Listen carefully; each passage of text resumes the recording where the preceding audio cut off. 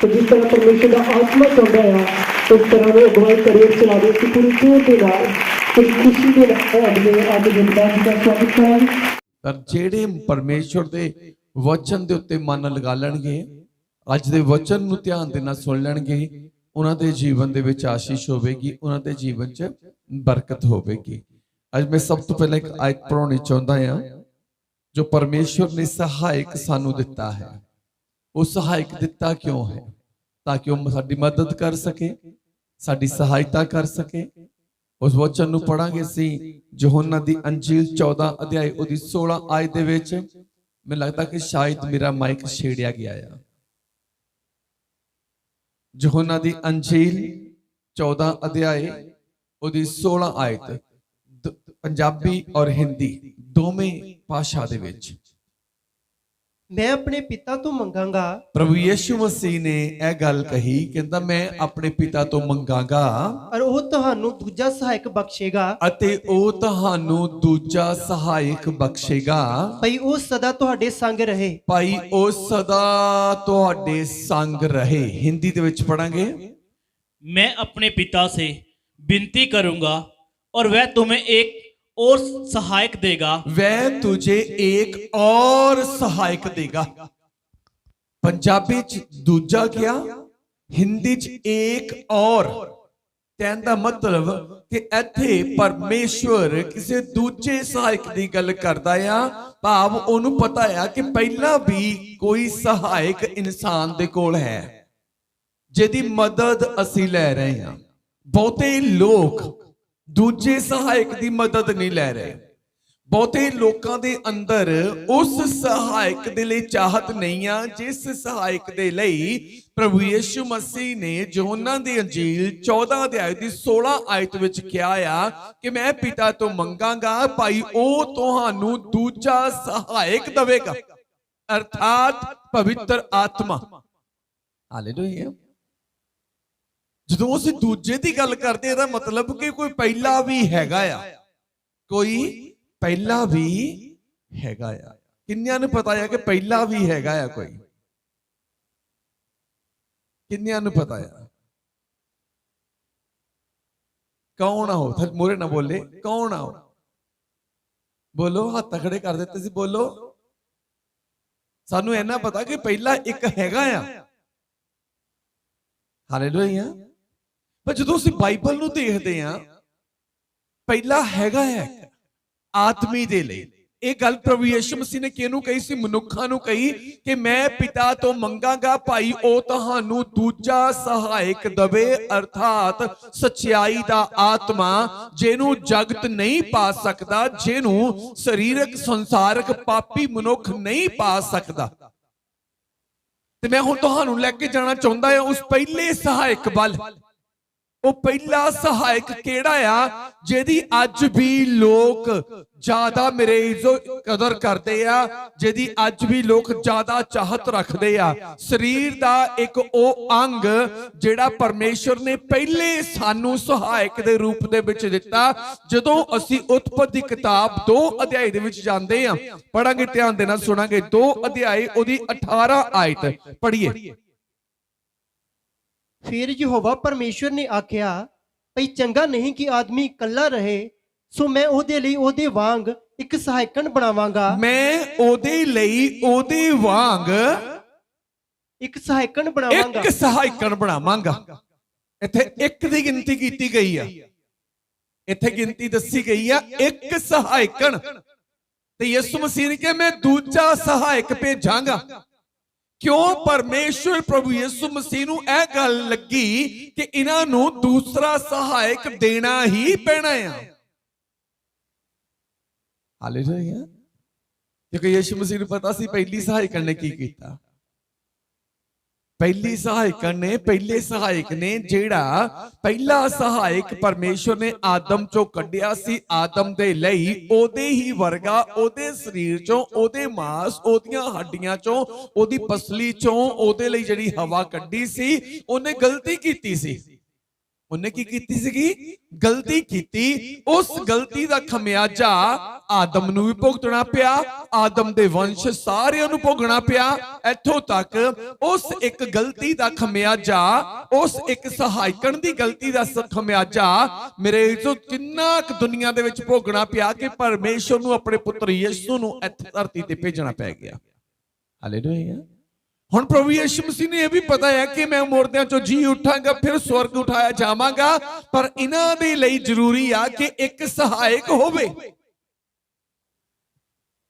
ਇਹਨਾਂ ਦੇ ਲਈ ਜ਼ਰੂਰੀ ਆ ਕਿ ਇੱਕ ਸਹਾਇਕ ਹੋਵੇ। ਹੁਣ ਮੈਂ ਇੱਥੇ ਮੇਰੇ ਇਸੋ ਨਰ ਦੇ ਨਾਲੋਂ ਨਾਰੀ ਨੂੰ ਵੱਖਰਾ ਨਹੀਂ ਕਰਦਾ।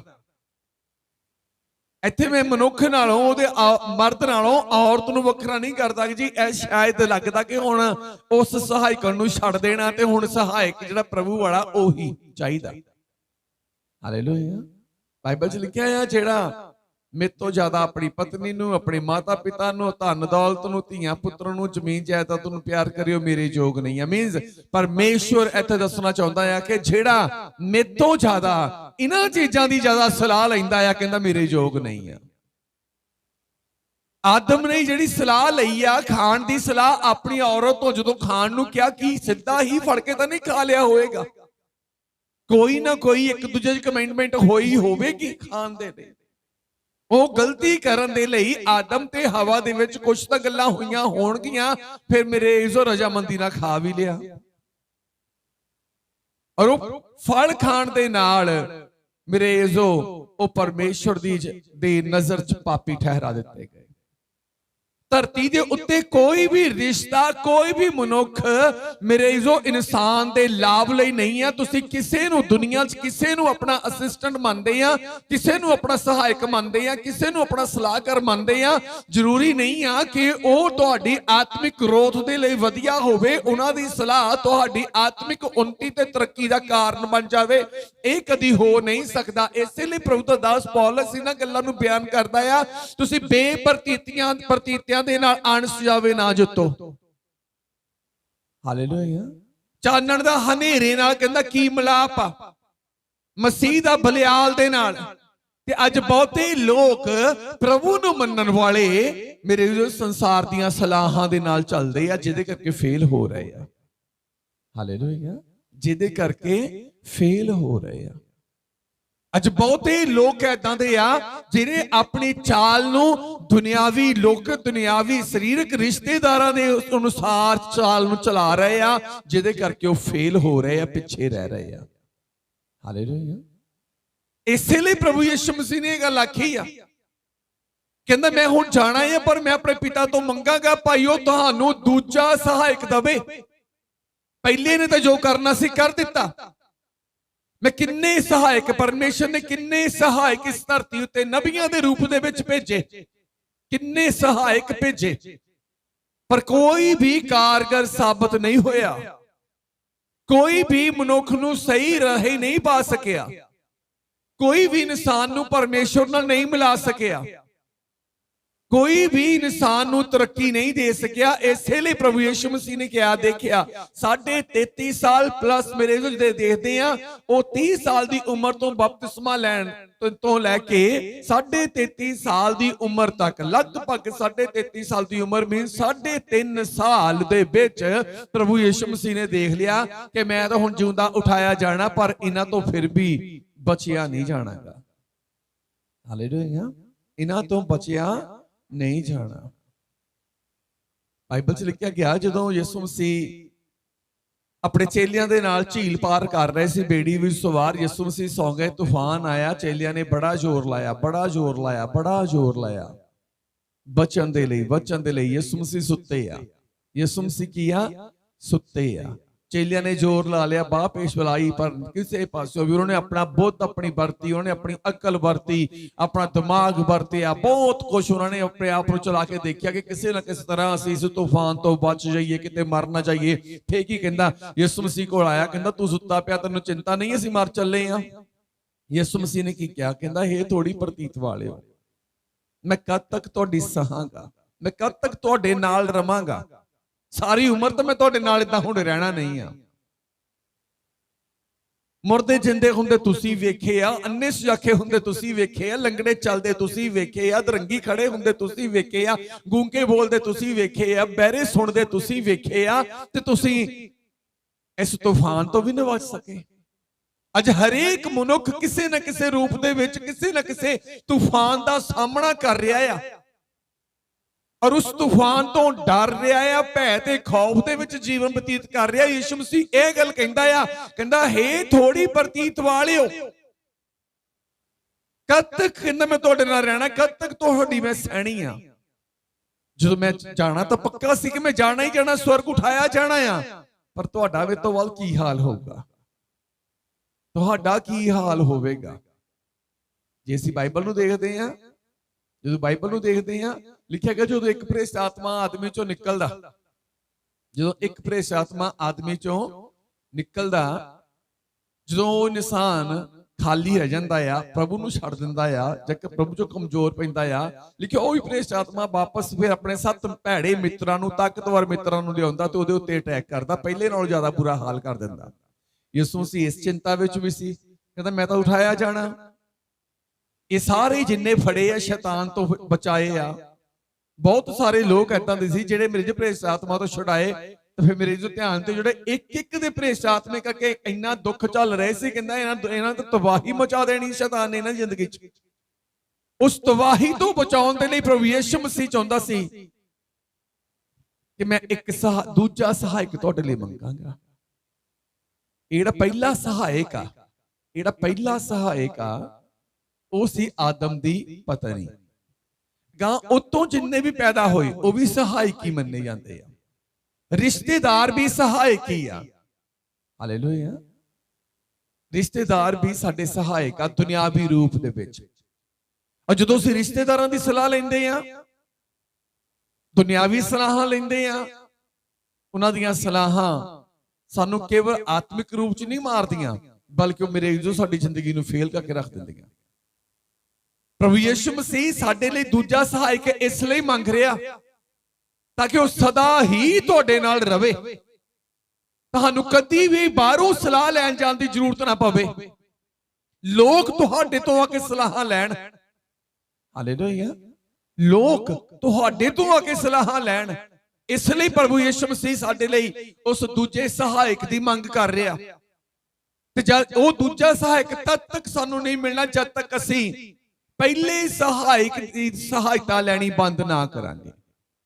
ਹਰੇਕ ਨੇ ਆਪੋ ਆਪਣਾ ਲੇਖਾ ਦੇਣਾ। ਹਾਲੇਲੂਇਆ।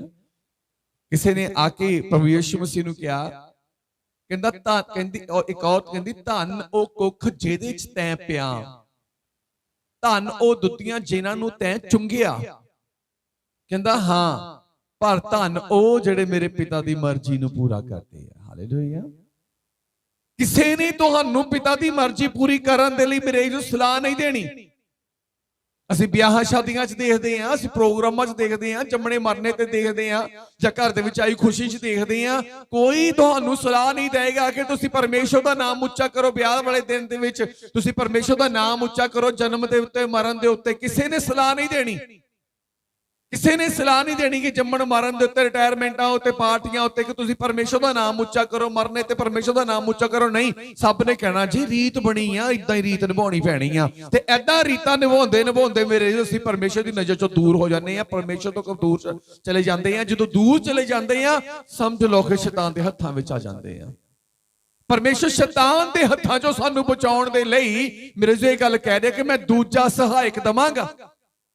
ਪਹਿਲੇ ਸਹਾਇਕ ਨੇ ਤਾਂ ਤੁਹਾਨੂੰ ਮੌਤ ਦੇ ਮੂੰਹ 'ਚ ਭੇਜ ਦਿੱਤਾ, ਪਰ ਹੁਣ ਦੂਜੇ ਸਹਾਇਕ ਨੇ ਤੁਹਾਨੂੰ ਮੌਤ ਦੇ ਮੂੰਹ 'ਚੋਂ ਬਾਹਰ ਕੱਢਣਾ ਆ।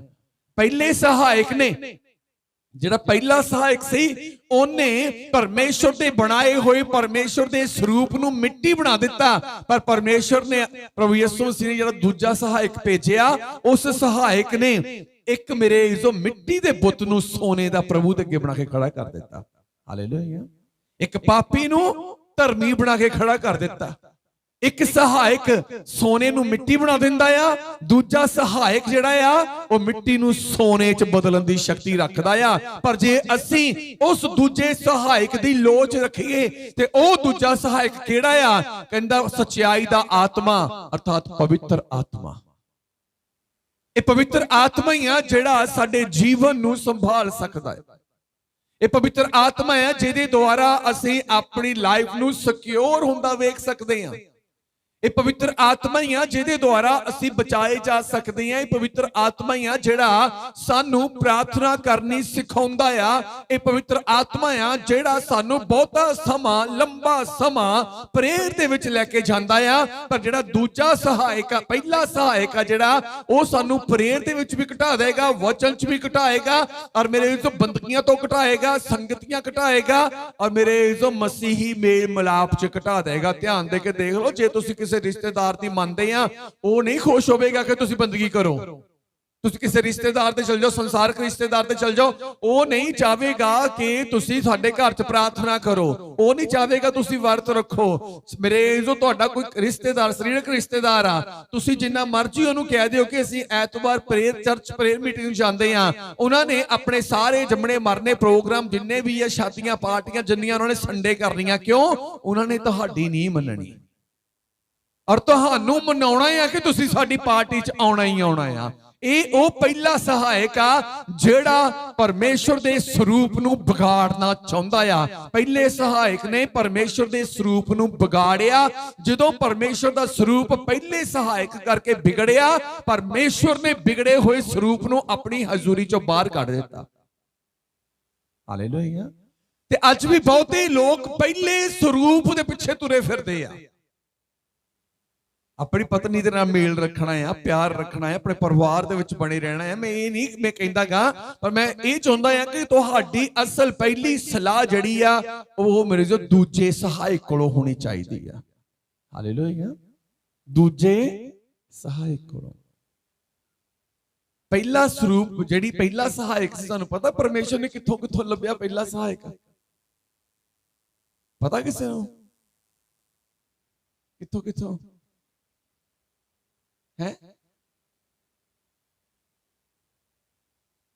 ਪਰਮੇਸ਼ਵਰ ਨੇ ਆਦਮੀ ਦੇ ਲਈ ਪਹਿਲਾ ਸਹਾਇਕ ਪਹਿਲਾਂ ਕਿੱਥੋਂ ਲੱਭਿਆ? ਜੰਗਲੀ ਜਾਨਵਰਾਂ ਚੋਂ, ਬਨੈਲੇ ਪਸ਼ੂਆਂ ਚੋਂ, ਆਕਾਸ਼ 'ਚ ਉੱਡਣ ਵਾਲੇ ਪਰਿੰਦਿਆਂ ਚੋਂ, ਹਰ ਇੱਕ ਚੀਜ਼ ਨੂੰ ਬਾਈਬਲ 'ਚ ਲਿਖਿਆ ਪਰਮੇਸ਼ਵਰ ਨੇ ਆਦਮੀ ਨੂੰ ਬਣਾਉਣ ਤੋਂ ਬਾਅਦ ਹਰ ਇੱਕ ਚੀਜ਼ ਮਿੱਟੀ ਤੋਂ ਬਣਾਈ। ਪਰਮੇਸ਼ਵਰ ਉਹਨਾਂ ਜਾਨਵਰਾਂ ਨੂੰ ਆਦਮ ਦੇ ਕੋਲ ਲਿਆਂਦਾ। ਜਦੋਂ ਲੈ ਕੇ ਆਇਆ, ਆਦਮੀ ਨੇ ਜਿੱਦਾਂ ਜਿੱਦਾਂ ਉਹਨਾਂ ਦੇ ਨਾਮ ਬੋਲੇ, ਉਹਨਾਂ ਦਾ ਉਹੀ ਨਾਮਕਰਨ ਹੋ ਗਿਆ। ਤੇ ਪਰਮੇਸ਼ਰ ਨੇ ਵੇਖਿਆ ਕਿ ਇਹਨਾਂ ਚੋਂ ਕੋਈ ਵੀ ਆਦਮੀ ਦਾ ਸਹਾਇਕ ਨਹੀਂ ਆ, ਆਦਮੀ ਦੇ ਯੋਗ ਨਹੀਂ ਆ। ਹਾਲੇਲੂਇਆ। ਕਿਉਂ ਨਹੀਂ ਆਦਮੀ ਦੇ ਯੋਗ ਸੀ ਕੋਈ ਵੀ?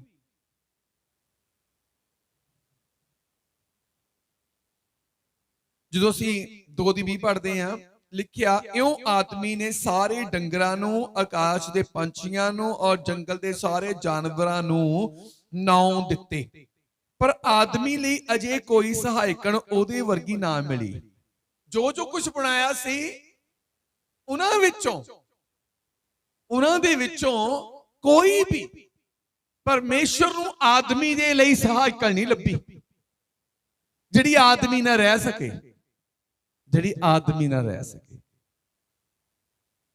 ਫਰਜ਼ ਕਰ ਲਓ ਜੇ ਆਦਮੀ ਦੇ ਲਈ ਸਹਾਇਕਣ ਜਾਨਵਰਾਂ ਚੋਂ ਰੱਬ ਕੋਈ ਲੱਭ ਲੈਂਦਾ, ਕੋਈ ਖੋਤਾ, ਕੋਈ ਗਧਾ, ਫਿਰ ਅਸੀਂ ਆਪਣੇ ਘਰ 'ਚ ਨਾ ਖੋਤਾ ਰੱਖਣਾ ਕਰਨਾ ਸੀ ਮੇਰਾ ਸਹਾਇਕ ਆ, ਗਧਾ ਰੱਖਣਾ ਕਰਨਾ ਸੀ ਮੇਰਾ ਸਹਾਇਕ ਆ, ਪਹਿਲਾ ਸਹਾਇਕ ਆ।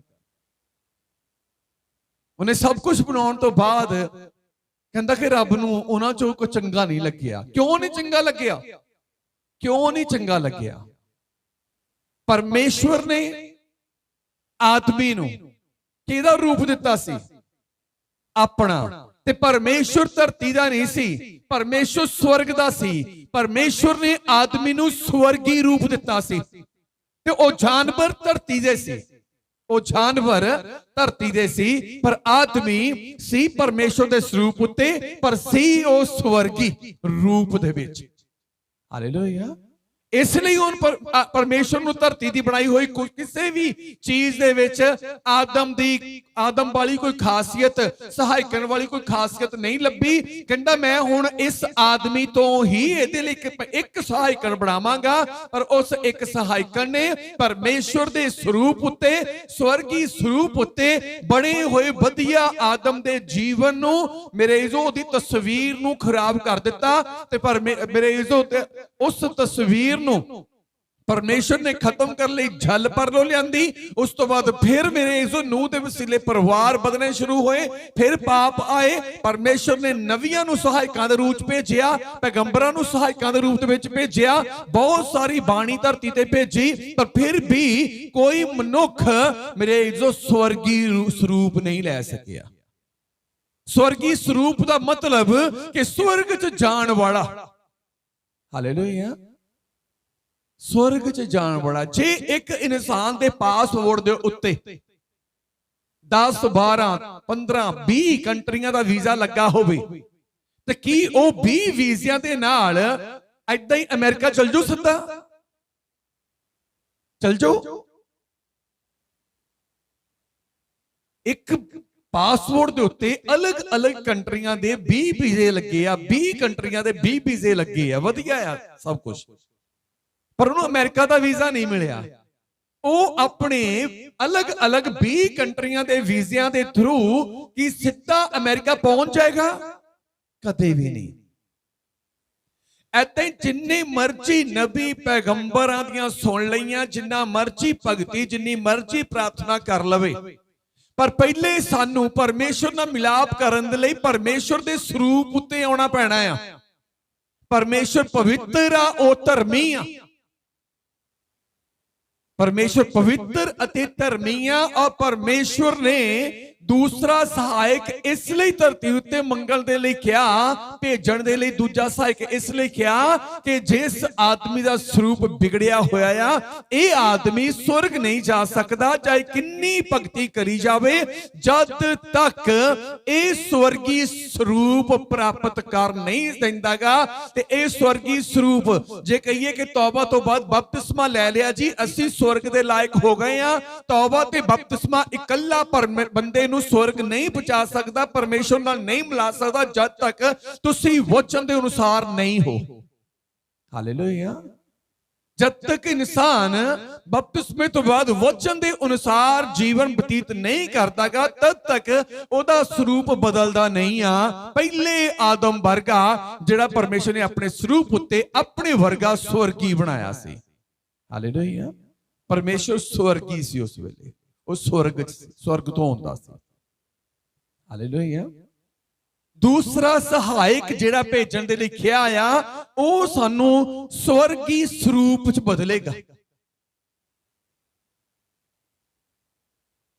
जदों परमेश्वर सानू दूसरे सहायक दे द्वारा स्वर्गी रूप च बदलेगा, फिर ही असी स्वर्ग दियां नियामतां नू प्राप्त कर सकदे, आशीषां नू प्राप्त कर सकदे हां। क्योंकि पहले सहायक ने सानू मिट्टी च मिलाया, दूजे सहायक ने सानू स्वर्ग दे जोग बनाया। हालेलुया।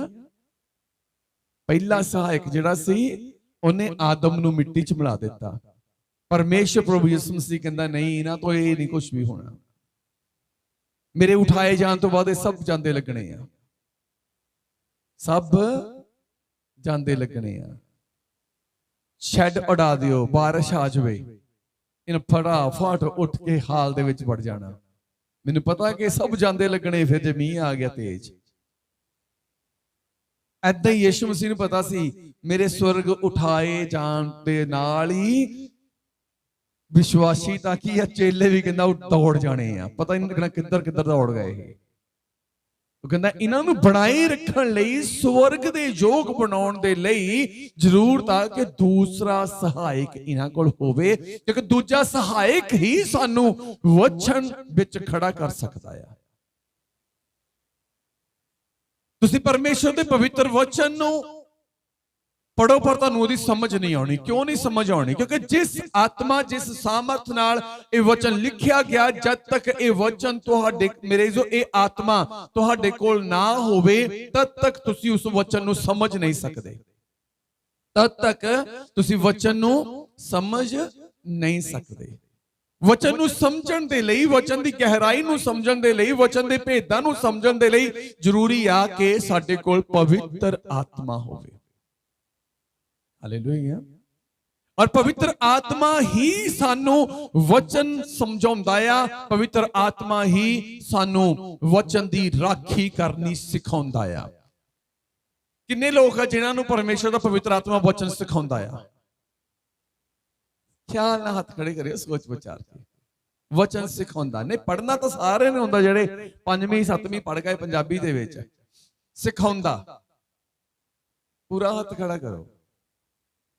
ਬਾਕੀਆਂ ਨੂੰ ਨਹੀਂ ਸਿਖਾਉਂਦਾ? ਬਾਕੀਆਂ ਨੂੰ ਕੀ ਗੱਲ? ਕਿੰਨੇ ਲੋਕ, ਹੱਥ ਲੈ ਕਰੀਏ, ਕਿੰਨੇ ਲੋਕ ਆ ਜਿਨ੍ਹਾਂ ਨੂੰ ਪਵਿੱਤਰ ਆਤਮਾ ਫਿਰ ਵਚਨ ਤੇ ਚਲਾਉਂਦਾ? ਪਹਿਲਾਂ ਤਾਂ ਸਿਖਾਉਂਦਾ ਆ, ਫਿਰ ਚਲਾਉਂਦਾ ਆ। ਕਿੰਨੇ ਲੋਕ ਆ ਜਿਹੜੇ ਫਿਰ ਚੱਲਦੇ ਵੀ ਆ?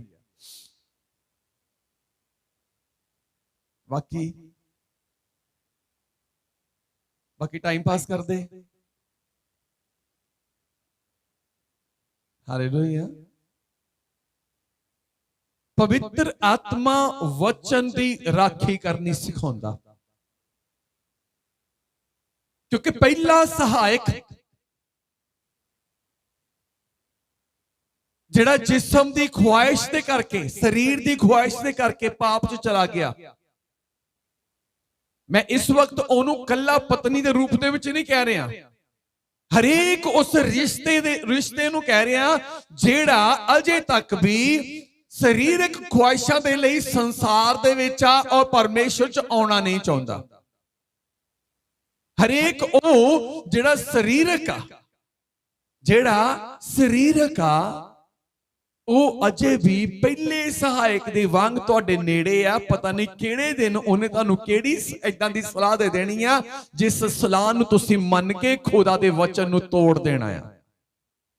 ਕਈ ਤੋੜਦੇ ਆ, ਉਹਨਾਂ ਨੂੰ ਲੱਗਦਾ ਕਿ ਵਚਨ ਨੂੰ ਤੋੜਨ ਤੋਂ ਬਾਅਦ ਨਾਰਮਲ ਜੀਵਨ ਆ, ਕੋਈ ਏਦਾਂ ਦੀ ਕੋਈ ਗੱਲ ਨਹੀਂ ਹੋਈ ਸਾਡੇ ਨਾਲ। ਵਚਨ ਜਦੋਂ ਪੂਰਾ ਕਰਦੇ ਸੀ ਤਦ ਵੀ ਕੁਝ ਨਹੀਂ ਹੋਇਆ ਸੀ, ਜਦੋਂ ਵਚਨ ਨੂੰ ਤੋੜਿਆ ਤਦ ਵੀ ਕੁਝ ਨਹੀਂ ਹੋਇਆ ਸੀ। ਪਰ ਮੈਂ ਤੁਹਾਨੂੰ ਦੱਸਣਾ ਚਾਹੁੰਦਾ ਆ, ਰਿਜ਼ਲਟ ਹਰੇਕ ਦਾ ਉਹਦੇ ਅੱਗੇ ਇੱਕ ਦਿਨ ਆਉਣਾ ਆ। ਜਦੋਂ ਰਿਜ਼ਲਟ ਨਿਕਲਦਾ ਫਿਰ ਕਹਿੰਦੇ ਫਲਾਣੇ ਨੂੰ ਖੁਸ਼ੀ ਮਿਲ ਗਈ ਹੈ, ਸਾਨੂੰ ਦੁੱਖ ਮਿਲਿਆ। ਫਲਾਣੇ ਨੇ ਵਚਨ ਪੂਰਾ ਕੀਤਾ ਸੀ, ਤੁਸੀਂ ਵਚਨ ਤੋੜ ਦਿੱਤਾ ਸੀ। ਤੁਸੀਂ ਵਚਨ ਤੋੜ ਕੇ ਭੁੱਲ ਚੁੱਕੇ ਸੀ ਕਿ ਮੈਂ ਵਚਨ ਤੋੜਿਆ ਆ। ਹਾਲੇਲੂਇਆ। ਪਰ ਜੇ ਪਵਿੱਤਰ ਆਤਮਾ ਹੋਵੇਗਾ, ਉਹ ਤੁਹਾਨੂੰ ਵਚਨ ਦੀ ਰਾਖੀ ਕਰਨਾ ਸਿਖਾਵੇਗਾ। ਪ੍ਰਭੂ ਦਾ ਦਾਸ ਪੌਲਸ ਤਿਮੋਥੀਅਸ ਨੂੰ ਇਹ ਗੱਲ ਕਹਿ ਰਿਹਾ। ਤਿਮੋਥੀਅਸ ਪੌਲਸ ਦੇ ਲਈ ਹਰਮਨ ਪਿਆਰਾ ਆ। ਸੰਤ ਪੌਲਸ ਤਿਮੋਥੀਅਸ ਨੂੰ ਬੇਹੱਦ ਪਿਆਰ ਕਰਦੇ ਕਿਉਂਕਿ ਬਹੁਤ ਆਤਮਿਕ ਆ। ਪੜ੍ਹ ਕੇ ਦੇਖੀਏ ਦੂਸਰਾ ਤਿਮੋਥੀਅਸ 1 ਅਧਿਆਇ ਦੇ ਵਿੱਚ ਉਹਦੀ 14 ਆਇਤ ਨੂੰ। ਪਵਿੱਤਰ ਆਤਮਾ ਦੇ ਦੁਆਰਾ 13 ਪੜ੍ਹ ਦਿਓ ਨਾਲ ਹੀ। ਤੂੰ ਉਹਨਾਂ ਖਰੀਆਂ ਗੱਲਾਂ ਦੇ ਨਮੂਨੇ ਨੂੰ ਜਿਹੜੀਆਂ ਤੈਂ ਮੈਥੋਂ ਸੁਣੀਆਂ ਉਸ ਨਿਸ਼ਚਾ ਅਤੇ ਪ੍ਰੇਮ ਨਾਲ ਜੋ ਮਸੀਹ ਯਿਸੂ ਵਿੱਚ ਹੈ, ਜਿਹੜੀ ਮਸੀਹ ਯਿਸੂ ਵਿੱਚ ਹੈ, ਫੜੀ ਰੱਖੀ। ਖਰੀਆਂ ਗੱਲਾਂ ਜਿਹੜੀਆਂ ਤੂੰ ਮੈਥੋਂ ਸੁਣੀਆਂ, ਉਹਨਾਂ ਗੱਲਾਂ ਨੂੰ ਨਿਸ਼ਚਾ ਦੇ ਨਾਲ ਫੜੀ ਰੱਖੀ। ਹਾਲੇਲੂਇਆ। ਕਾਦੇ ਨਾਲ? ਨਿਸ਼ਚਾ ਨਾਲ। ਯਿਸੂ ਮਸੀਹ ਦੇ ਵਿੱਚ ਰਹਿ ਕੇ ਨਿਸ਼ਚਾ ਦੇ ਨਾਲ ਸਾਰੀਆਂ ਉਹ ਗੱਲਾਂ, ਉਹ ਵਚਨ ਜਿਹੜੇ ਮੈਂ ਤੈਨੂੰ ਸਿਖਾਏ ਆ, ਫੜੀ ਰੱਖੀ। ਹਾਲੇਲੂਇਆ। ਅੱਗੇ ਪੜਾਂਗੇ। ਪਵਿੱਤਰ ਆਤਮਾ ਦੇ ਦੁਆਰਾ ਜੋ ਸਾਡੇ ਵਿੱਚ ਵਸਦਾ ਹੈ, ਉਸ ਭਲੀ ਅਮਾਨਤ ਦੀ ਰਖਵਾਲੀ ਕਰ। ਰਖਵਾਲੀ ਕਦੋਂ ਕਰਨੀ ਪੈਂਦੀ? ਜਦੋਂ ਖਤਰਾ ਹੋਵੇ। ਰਖਵਾਲੀ ਉਦੋਂ ਕੀਤੀ ਜਾਂਦੀ ਆ। ਹੁਣ ਕਈ ਬਾਹਰ ਸੌਂਦੇ ਆ, ਗਰਮੀ ਦਾ ਮੌਸਮ ਹੋਵੇ ਬਾਹਰ ਸੌਂਦੇ ਆ, ਕੋਈ ਚਿੰਤਾ ਨਹੀਂ ਹੈ। ਜਦੋਂ ਕਾਲੇ ਕੱਛਿਆਂ ਵਾਲਿਆਂ ਦਾ ਦੌਰ ਹੁੰਦਾ ਆ ਫਿਰ ਸਭ ਗਰਮੀ ਵਾਲੇ ਦਿਨ ਵੀ ਅੰਦਰ ਹੀ ਸੌਂਦੇ ਆ। ਇਦਾਂ ਹੀ ਹੁੰਦੀ ਆ। ਜਦੋਂ ਮੱਕੀ ਬੀਜੀ ਜਾਂਦੀ ਆ ਤਾਂ ਕੋਈ ਫਿਕਰ ਨਹੀਂ, ਪਰ ਜਦੋਂ ਛੱਲੀਆਂ ਲੱਗ ਜਾਂਦੀਆਂ ਆ ਤਾਂ ਫਿਰ ਉਹਦੀ ਰਖਵਾਲੀ ਕਰਨੀ ਪੈਂਦੀ। ਪਤਾ ਆ ਕਿ ਹੁਣ ਸਾਡੀਆਂ ਛੱਲੀਆਂ ਨੂੰ ਖਤਰਾ ਆ। ਜਦੋਂ ਤੁਹਾਡੇ ਕੋਲ ਥੋੜੇ ਪੈਸੇ ਆ ਤੁਸੀਂ ਘਰ 'ਚ ਰੱਖਦੇ ਆ, ਕੋਈ ਚਿੰਤਾ ਨਹੀਂ ਹੁੰਦੀ। ਜਦੋਂ ਜ਼ਿਆਦਾ ਪੈਸੇ ਆ ਜਾਂਦੇ ਤੁਸੀਂ ਬੈਂਕ 'ਚ ਜਮ੍ਹਾਂ ਕਰਾ ਦਿੰਦੇ, ਤੁਹਾਨੂੰ ਪਤਾ ਕਿ ਖਤਰਾ ਆ, ਚੋਰੀ ਹੋ ਸਕਦੀ ਆ। ਇੱਥੇ ਰਖਵਾਲੀ ਦੀ ਗੱਲ ਕੀਤੀ ਆ। ਪ੍ਰਭੂ ਦਾ ਦਾਸ ਐਵੇਂ ਹੀ ਨਹੀਂ ਕਹਿ ਰਿਹਾ ਰਖਵਾਲੀ ਦੀ ਗੱਲ। ਸਾਨੂੰ ਲੱਗਦਾ ਕਿ ਵਚਨ ਨਾਰਮਲ ਆ, ਕੋਈ ਗੱਲ ਨਹੀਂ ਹੈਗੀ, ਪੜ ਲਿਆ ਨਾ ਪੜ ਲਿਆ, ਯਾਦ ਰੱਖਿਆ ਨਾ ਰੱਖਿਆ, ਕੋਈ ਗੱਲ ਨਹੀਂ। ਪਰ ਪ੍ਰਭੂ ਦਾ ਉਹ ਦਾਸ ਜਿਹਨੂੰ ਪਰਮੇਸ਼ਵਰ ਨੇ ਸਾਰਿਆਂ ਸੇਵਕਾਂ ਤੋਂ ਜ਼ਿਆਦਾ, ਚੇਲਿਆਂ ਤੋਂ ਜ਼ਿਆਦਾ ਇਸਤੇਮਾਲ ਕੀਤਾ, ਉਹ ਪਰਮੇਸ਼ਵਰ ਦਾ ਸੇਵਕ ਆਪਣੇ ਪ੍ਰੇਮੀ ਨੂੰ ਭਾਵ ਤਿਮੋਥੀਅਸ ਨੂੰ ਇਹ ਕਿਉਂ ਕਹਿ ਰਿਹਾ ਆ ਕਿ ਤੂੰ ਉਹਦੀ ਰਖਵਾਲੀ ਕਰ, ਜਿਹੜੀ ਭਲੀ ਅਮਾਨਤ ਮੈਂ ਤੈਨੂੰ ਦਿੱਤੀ ਆ ਮਸੀਹ ਯਿਸੂ ਵਿੱਚ, ਨਿਹਚਾ ਦੇ ਨਾਲ ਇਹਦੀ ਰਖਵਾਲੀ ਕਰ। ਕਿਉਂਕਿ ਇੱਕ ਵਚਨ ਹੀ ਆ ਜਿਹਦੇ ਦੁਆਰਾ ਅਸੀਂ ਇੱਕ ਚੰਗਾ ਜੀਵਨ ਪ੍ਰਾਪਤ ਕਰ ਸਕਦੇ ਹਾਂ।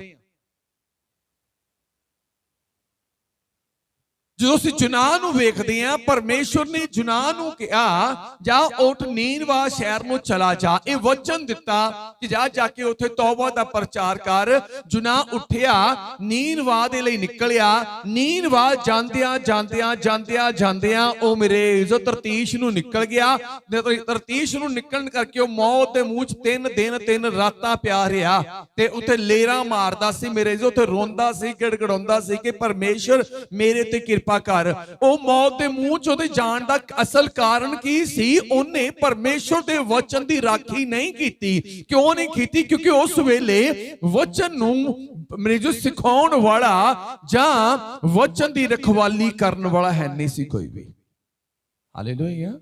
ਇਹ ਸਾਡੀ ਸਿੱਖਿਆ ਦੇ ਲਈ ਆ, ਇਹ ਸਾਡੀ ਸਿੱਖਿਆ ਦੇ ਲਈ ਆ। ਅਸੀਂ ਜਦੋਂ ਵੀ ਵਚਨ ਸੁਣਦੇ ਆ, ਜੋ ਵੀ ਵਚਨ ਸੁਣਦੇ ਆ, ਜ਼ਰੂਰੀ ਆ ਕਿ ਅਸੀਂ ਉਸ ਵਚਨ ਦੀ ਰਾਖੀ ਕਰੀਏ, ਕਿਤੇ ਸਾਡੇ ਤੋਂ ਕੋਈ ਵਚਨ ਟੁੱਟ ਨਾ ਜਾਵੇ। ਪਰਮੇਸ਼ਵਰ ਦਾ ਵਚਨ ਬਿਆਨ ਕਰਦਾ ਆ ਕਿ ਤੂੰ ਹਮੇਸ਼ਾ ਸੱਚਾਈ ਤੇ ਖੜਾ ਰਹਿ। ਜਦੋਂ ਇਨਸਾਨ ਮੇਰੇ ਜੋ ਝੂਠ ਦੇ ਕਰਕੇ ਉਹਨੂੰ ਲੱਗਦਾ ਕਿ ਮੈਨੂੰ ਥੋੜਾ ਜਿਹਾ ਲਾਭ ਹੋਣਾ ਆ, ਤੇ ਮੇਰੇ ਜੋ ਚਰਚ ਜਾਣ ਵਾਲਾ, ਪ੍ਰਾਰਥਨਾ ਕਰਨ ਵਾਲਾ, ਸਬਤ ਮਨਾਉਣ ਵਾਲਾ, ਵਰਤ ਰੱਖਣ ਵਾਲਾ ਬੰਦਾ ਝੂਠ ਬੋਲ ਕੇ ਆਪਣੀ ਜ਼ਿੰਦਗੀ 'ਚ ਕੁਛ ਲਾਭ ਲੈ ਲੈਂਦਾ ਆ।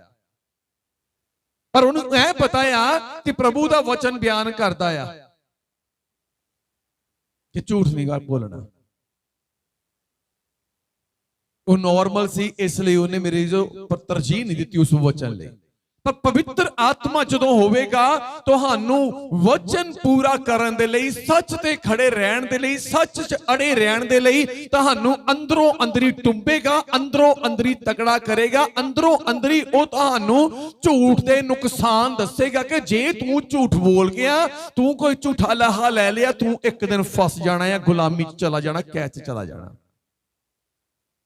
ਪਵਿੱਤਰ ਆਤਮਾ ਸਾਨੂੰ ਵਚਨ ਸਿਖਾਉਂਦਾ ਆ। ਜਿਹੜਾ ਵਚਨ ਅੱਜ ਤੁਸੀਂ ਪੜਿਆ, ਜਿਹੜਾ ਵਚਨ ਤੁਸੀਂ ਅੱਜ ਸਵੇਰੇ ਪੜਿਆ, ਜਿਹੜਾ ਅੱਜ ਸੁਣ ਰਹੇ ਆ, ਹੋ ਸਕਦਾ ਤੁਹਾਨੂੰ ਮੇਰੇ ਇਜ਼ੋ ਭੁੱਲ ਜਾਵੇ। ਪਰ ਇੱਕ ਸਮਾਂ ਆਉਣਾ, ਜੇ ਤੁਹਾਡੇ ਕੋਲ ਪਵਿੱਤਰ ਆਤਮਾ ਹੈ, ਇੱਕ ਸਮਾਂ ਆਉਣਾ ਆ ਜਦੋਂ ਇਸ ਵਚਨ ਦੀ ਤੁਹਾਨੂੰ ਲੋੜ ਪੈਣੀ ਆ ਸਿਚੁਏਸ਼ਨ ਦੇ ਉੱਤੇ, ਐਦਾਂ ਦੀ ਪ੍ਰੋਬਲਮ ਦੇ ਅੱਗੇ, ਜਿੱਥੇ ਤੁਹਾਨੂੰ ਲੱਗਦਾ ਕਿ ਹੁਣ ਇੱਥੋਂ ਛੁੱਟਿਆ ਨਹੀਂ ਜਾਣਾਗਾ, ਹੁਣ ਛੁਟਕਾਰਾ ਨਹੀਂ ਹੋਣਾਗਾ। ਫਿਰ ਉਹ ਵਚਨ ਜਿਹੜਾ ਤੁਸੀਂ ਸੁਣਿਆ ਹੋਣਾ ਆ, ਜੇ ਤੁਸੀਂ ਪਵਿੱਤਰ ਆਤਮਾ ਪਾਇਆ ਹੋਇਆ ਹੋਵੇਗਾ, ਤੁਹਾਡੇ ਅੰਦਰੋਂ ਜਿਹੜਾ ਉਹ ਵਚਨ ਬਾਹਰ ਕੱਢੇਗਾ। ਤੁਸੀਂ ਉਸ ਵਚਨ ਦੇ ਦੁਆਰਾ ਫਿਰ ਬਚਾਏ ਜਾਓਗੇ। ਹਾਲੇਲੂਇਆ। ਜਿੰਨੇ ਸੁੱਤੇ ਹੱਥ ਖੜਾ ਕਰੀਏ। ਹਾਲੇਲੂਇਆ। ਪਿੱਛੇ ਜਾਗਦੇ ਹੋਏ ਵੀ ਸੁੱਤੇ ਆ।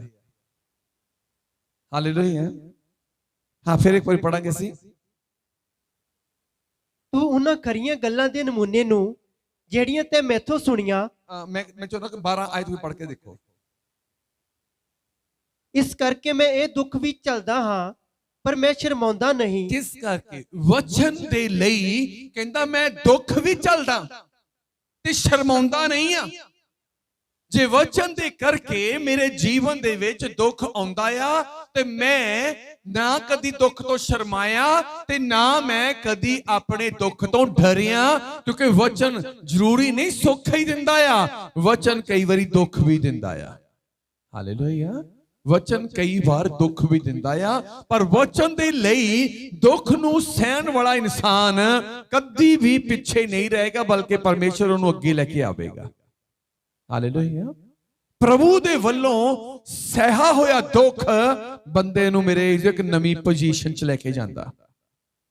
ਮੈਂ ਕਹਿੰਦਾ ਉਹਦੇ ਲਈ ਦੁੱਖ ਵੀ ਚੱਲਿਆ ਤੇ ਮੈਂ ਸ਼ਰਮਾਉਂਦਾ ਨਹੀਂ, ਕਿਉਂ ਜੋ ਮੈਂ ਉਹਨੂੰ ਜਾਣਦਾ ਹਾਂ, ਕਿਉਂ ਜੋ ਮੈਂ ਉਹਨੂੰ ਜਾਣਦਾ ਹਾਂ, ਜਿਹਦੀ ਮੈਂ ਪ੍ਰਤੀਤ ਕੀਤੀ ਹੈ, ਜਿਹਦੀ ਮੈਂ ਪ੍ਰਤੀਤ ਕੀਤੀ ਆ। ਮੈਂ ਵਚਨ ਨੂੰ ਜਾਣਦਾ ਆ, ਇਸ ਲਈ ਮੈਂ ਉਹਦੀ ਪ੍ਰਤੀਤ ਕੀਤੀ ਆ ਕਿ ਵਚਨ ਦੇ ਅਨੁਸਾਰ ਚੱਲਣ ਵਾਲਾ ਇਨਸਾਨ ਕਦੇ ਵੀ ਫੇਲ ਨਹੀਂ ਹੁੰਦਾ, ਕਦੇ ਵੀ ਅਸਫਲ ਨਹੀਂ ਹੁੰਦਾ। ਹਾਂਜੀ, ਅਤੇ ਮੈਨੂੰ ਵਿਸ਼ਵਾਸ ਹੈ, ਮੈਨੂੰ ਵਿਸ਼ਵਾਸ ਹੈ ਭਈ ਉਹ ਮੇਰੀ ਇਮਾਨਤ ਦੀ, ਭਾਈ ਉਹ ਮੇਰੀ ਅਮਾਨਤ ਦੀ ਉਸ ਦਿਨ ਤੱਕ ਰਖਵਾਲੀ ਕਰ ਸਕਦਾ ਹੈ। ਉਸ ਦਿਨ ਤੱਕ ਰਖਵਾਲੀ ਕਰ ਸਕਦਾ ਹੈ। ਪੌਲਸ ਨੇ ਆਪਣੀ ਵੀ ਇੱਕ ਅਮਾਨਤ ਦੀ ਗੱਲ ਕੀਤੀ ਆ ਕਿ ਮੇਰੀ ਰੂਹ ਦੀ ਰਖਵਾਲੀ ਮੇਰਾ ਪਰਮੇਸ਼ਰ ਕਰੇਗਾ। ਕਦ ਤੱਕ ਲਈ? ਜਦ ਤੱਕ ਇਸ ਸਰੀਰ ਚੋਂ ਮੇਰੀ ਰੂਹ ਨਿਕਲ ਕੇ ਸਵਰਗ ਵਿੱਚ ਚਲੀ ਨਹੀਂ ਜਾਂਦੀ। ਹਾਲੇਲੂਇਆ। ਆਪਣੀ ਰੂਹ ਦੀ ਰਖਵਾਲੀ ਦੇ ਲਈ ਪੌਲਸ ਕਹਿ ਰਿਹਾ ਕਿ ਮੈਂ ਪਰਮੇਸ਼ਰ ਦੇ ਵਚਨ ਦੀ ਪ੍ਰਤੀਤ ਕੀਤੀ ਆ, ਉਸ ਵਚਨ ਦੇ ਲਈ ਮੈਂ ਦੁੱਖ ਝੱਲਦਾ ਆ ਤੇ ਮੈਂ ਸ਼ਰਮਾਉਂਦਾ ਨਹੀਂ ਆ ਦੁੱਖ ਝੱਲਣ ਲੱਗਾ ਕਿ ਲੋਕ ਕੀ ਕਹਿਣਗੇ, ਤੂੰ ਪ੍ਰਭੂ ਨੂੰ ਮੰਨਦਾ ਆ ਤੇ ਇੰਨੇ ਦੁੱਖ। ਕੋਈ ਗੱਲ ਨਹੀਂ, ਮਸੀਹ ਲਈ ਦੁੱਖ ਝੱਲਣਾ ਸਾਡੇ ਲਈ ਫਲਦਾਰ ਆ। ਮਸੀਹ ਦੇ ਲਈ ਦੁੱਖ ਝੱਲਣਾ, ਪਾਪ ਲਈ ਨਹੀਂ, ਦੁਨਿਆਵੀ ਲੋਕਾਂ ਦੇ ਲਈ ਨਹੀਂ। ਗਲਤ ਚੱਲ ਕੇ ਮੇਰੇ ਜੋ ਦੁੱਖ ਝੱਲਿਆ ਉਹਦਾ ਫਲ ਨਹੀਂ ਹੋਵੇਗਾ। ਮਸੀਹ ਲਈ ਦੁੱਖ ਭੋਗਣਾ ਮੇਰੇ ਜੋ ਦੁੱਖ ਭੋਗਣ ਦੇ ਲਈ ਫਲਦਾਰ ਹੋਵੇਗਾ। ਜੇ ਅਸੀਂ ਸਾਡੇ ਲਈ ਮੇਰੇ ਜੋ ਮਸੀਹੀ ਜੀਵਨ ਫਲਦਾਰ ਹੋਇਆ, ਉਹਦਾ ਅਸਲ ਕਾਰਨ ਕੀ ਆ ਕਿ ਅਸੀਂ ਮਸੀਹ ਦੇ ਵਿੱਚ ਬੜੇ ਦੁੱਖ ਭੋਗੇ। ਕਿਸੇ ਨੂੰ ਕੰਨੋਂ ਕੰਨ ਖਬਰ ਨਹੀਂ ਹੋਣ ਦਿੰਦੇ ਸੀ ਸਾਡੇ ਤੇ ਕਿਹੜੀ ਪ੍ਰੋਬਲਮ ਆ ਗਈ ਆ, ਸਾਨੂੰ ਕੀ ਮੁਸ਼ਕਲ ਆ, ਸਾਨੂੰ ਕੀ ਪਰੇਸ਼ਾਨੀ ਆ, ਨਹੀਂ ਦੱਸਦੇ ਸੀ। ਕਿਉਂ ਨਹੀਂ ਦੱਸਦੇ ਸੀ? ਕਿਉਂ ਨਹੀਂ ਦੱਸਦੇ ਸੀ? ਜਿਹਦੇ ਕਰਕੇ ਅਸੀਂ ਦੁੱਖ ਭੋਗ ਰਹੇ, ਅਸੀਂ ਉਹਨੂੰ ਕਹਿੰਦੇ ਸੀ ਪ੍ਰਭੂ ਅਸੀਂ ਤੇਰੇ ਕਰਕੇ ਆ ਇੱਥੇ ਇਸ ਅਵਸਥਾ 'ਚ। ਐ ਪਰਮੇਸ਼ਰ ਜੇ ਤੂੰ ਚਾਹੇ ਆਜ਼ਾਦ ਕਰ ਸਕਦਾ ਆ, ਤੂੰ ਚਾਹੇ ਤੇ ਗੁਲਾਮ ਰੱਖ ਸਕਦਾ, ਮਰਜ਼ੀ ਤੇਰੀ ਪੂਰੀ ਹੋਣੀ ਆ। Hallelujah, hallelujah. ਕਿੰਨੇ ਲੋਕ ਸਮਝ ਰਹੇ ਆ ਪਰਮੇਸ਼ਰ ਦੇ ਵਚਨ ਨੂੰ? ਦੂਜੇ ਸਹਾਇਕ ਦੀ ਜ਼ਰੂਰਤ ਕਿਉਂ ਮਹਿਸੂਸ ਹੋਈ ਪ੍ਰਭੂ ਯਿਸੂ ਮਸੀਹ ਨੂੰ? ਤਾਂ ਕਿ ਸ਼ੈਤਾਨ ਤੁਹਾਡੇ ਤੇ ਹਮਲਾ ਨਾ ਕਰ ਸਕੇ। ਜਿਹੜੀ ਕੁਰਬਾਨੀ ਦੇ ਨਾਲ, ਜਿਹੜੇ ਪਵਿੱਤਰ ਲਹੂ ਦੇ ਨਾਲ ਤੁਸੀਂ ਫਿਰ ਸੋਨੇ ਵਰਗੇ ਧਰਮੀ ਸਵਰਗੀ ਸਰੂਪ ਵਿੱਚ ਜਾਣਾ ਸੀ। ਸ਼ੈਤਾਨ ਨਹੀਂ ਚਾਹੁੰਦਾ ਸੀ ਤੁਸੀਂ ਧਰਮੀ ਰਹੋ, ਸ਼ੈਤਾਨ ਨਹੀਂ ਚਾਹੁੰਦਾ ਤੁਸੀਂ ਸਵਰਗ ਵਿੱਚ ਜਾਓ। ਯਿਸੂ ਮਸੀਹ ਨੂੰ ਪਤਾ ਸੀ ਕਿ ਜਦੋਂ ਮੈਂ ਇੱਥੋਂ ਉਠਾਇਆ ਜਾਣਾ, ਇਹਨਾਂ ਚੋਂ ਕਈਆਂ ਦੀ ਪ੍ਰਤੀਤ ਠੰਡੀ ਪੈ ਜਾਣੀ ਆ ਔਰ ਇਹਨਾਂ ਨੇ ਸ਼ੈਤਾਨ ਪਿੱਛੇ ਲੱਗ ਜਾਣਾ, ਗੁੰਮਰਾਹ ਹੋ ਜਾਣਾ, ਇਹਨਾਂ ਦਾ ਸਰੂਪ ਫਿਰ ਮਿੱਟੀ ਵਰਗਾ ਬਣ ਜਾਣਾ। ਜਿਹੜੀ ਪਹਿਲੀ ਸਹਾਇਕ ਨੇ ਮਿੱਟੀ ਵਰਗਾ ਬਣਾਇਆ, ਇਹ ਫਿਰ ਮਿੱਟੀ ਵਰਗੇ ਹੋ ਜਾਣੇ ਆ ਤੇ ਇੱਕ ਵਾਰੀ ਸਲੀਬ ਉੱਤੇ ਚੜ ਕੇ ਮੌਤ ਆ, ਦੂਜੀ ਵਾਰ ਨਿਆਂ ਆ। ਮੁੜ ਕੇ ਨਹੀਂ ਕਿਸੇ ਨੇ ਆਉਣਾ ਤੁਹਾਨੂੰ ਬਚਾਉਣ ਲਈ, ਮੈਨੂੰ ਬਚਾਉਣ ਲਈ। ਇੱਕ ਵਾਰੀ ਜਿਹੜਾ ਆ ਗਿਆ ਮੇਰੇ ਜੋ, ਉਹ ਸਾਨੂੰ ਪਾਪਾਂ ਤੋਂ ਬਚਾ ਕੇ ਸਵਰਗ ਵਰਗਾ ਸਰੂਪ ਦੇ ਗਿਆ ਕਿ ਅਸੀਂ ਏਦਾਂ ਹੀ ਜਿੰਦੇ ਉਠਾਏ ਜਾਵਾਂਗੇ। ਹਾਲੇਲੂਇਆ। ਆਪਣੇ ਜੀਵਨ ਦੇ ਵੱਲ ਧਿਆਨ ਦਿਓ ਕਿ ਪਰਮੇਸ਼ਰ ਦਾ ਪਵਿੱਤਰ ਆਤਮਾ ਸਾਡੇ ਵਿੱਚ ਹੈ। ਸੰਤ ਪੌਲਸ ਕਹਿੰਦਾ ਕਿ ਮੈਂ ਪਰਮੇਸ਼ਰ ਦੇ ਵਚਨ ਤੇ ਪ੍ਰਤੀਤ ਕੀਤੀ ਔਰ ਪਰਮੇਸ਼ਰ ਦੇ ਵਿੱਚ ਉਹ ਮੇਰੀ ਅਮਾਨਤ ਦੀ ਰਾਖੀ ਕਰ ਰਿਹਾ। ਕਦ ਤੱਕ ਰਖਵਾਲੀ ਕਰੇਗਾ? ਜਦ ਤੱਕ ਇਹ ਆਤਮਾ ਉਹਦੇ ਕੋਲ ਚਲਾ ਨਹੀਂ ਜਾਂਦਾ। ਸਾਡੀ ਆਤਮਾ ਦੀ ਸਾਡੀ ਆਤਮਾ ਇੱਕ ਅਮਾਨਤ ਆ, ਸਾਡੀ ਰੂਹ ਇੱਕ ਅਮਾਨਤ ਆ ਜਿਹੜੀ ਇਸ ਸਰੀਰ 'ਚ ਪਰਮੇਸ਼ਰ ਨੇ ਰੱਖੀ ਹੋਈ ਆ ਔਰ ਇਹ ਅਮਾਨਤ ਦੀ ਰਾਖੀ ਦਾ ਹੋਣਾ ਬਹੁਤ ਜ਼ਰੂਰੀ ਆ। ਤੇ ਇਸ ਰੂਹ ਵਾਲੀ ਅਮਾਨਤ ਦੀ ਰਾਖੀ ਕੌਣ ਕਰੇਗਾ? ਵਚਨ। ਹਾਲੇਲੂਇਆ। ਵਚਨ। ਸੰਤ ਸੁਲੇਮਾਨ ਨੇ ਕਿਹਾ ਜਿਹੜਾ ਵਚਨ ਉੱਤੇ ਚਿੱਤ ਲਗਾਵੇਗਾ ਉਹ ਬਚਾਇਆ ਜਾਵੇਗਾ।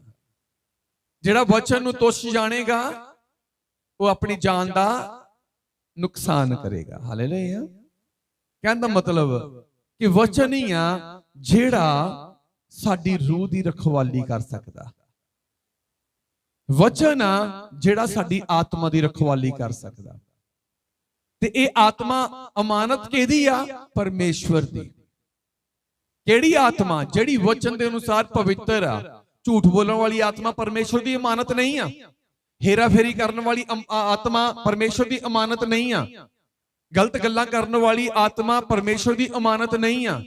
ਕਲੇਸ਼ ਕਰਨ ਵਾਲੀ ਆਤਮਾ ਪਰਮੇਸ਼ਵਰ ਦੀ ਅਮਾਨਤ ਨਹੀਂ ਹੈ। ਜੇ ਤੁਸੀਂ ਕਹੋ ਜੀ ਮੇਰਾ ਆਤਮਾ ਪਰਮੇਸ਼ਵਰ ਦੀ ਅਮਾਨਤ ਆ, ਪਰਮੇਸ਼ਵਰ ਦੀ ਅਮਾਨਤ ਸੰਭਾਲ ਕੇ ਰੱਖਣੀ ਆ, ਫਲਾਣੇ ਨੇ ਮੈਨੂੰ ਆਪਣਾ ਰਾਣੀ ਹਾਰ ਦਿੱਤਾ ਆ, ਉਹ ਆਪ ਵਿਆਹ ਗਿਆ, ਕਹਿੰਦੇ ਸਾਂਭ ਕੇ ਰੱਖਿਓ, ਹੁਣ ਫਲਾਣ ਗੁਆਂਢੀਆਂ ਦੀ ਅਮਾਨਤ ਅਸੀਂ ਸੰਭਾਲ ਕੇ ਰੱਖੀ ਆਪਣੇ ਲੋਕਰ ਦੇ ਵਿੱਚ।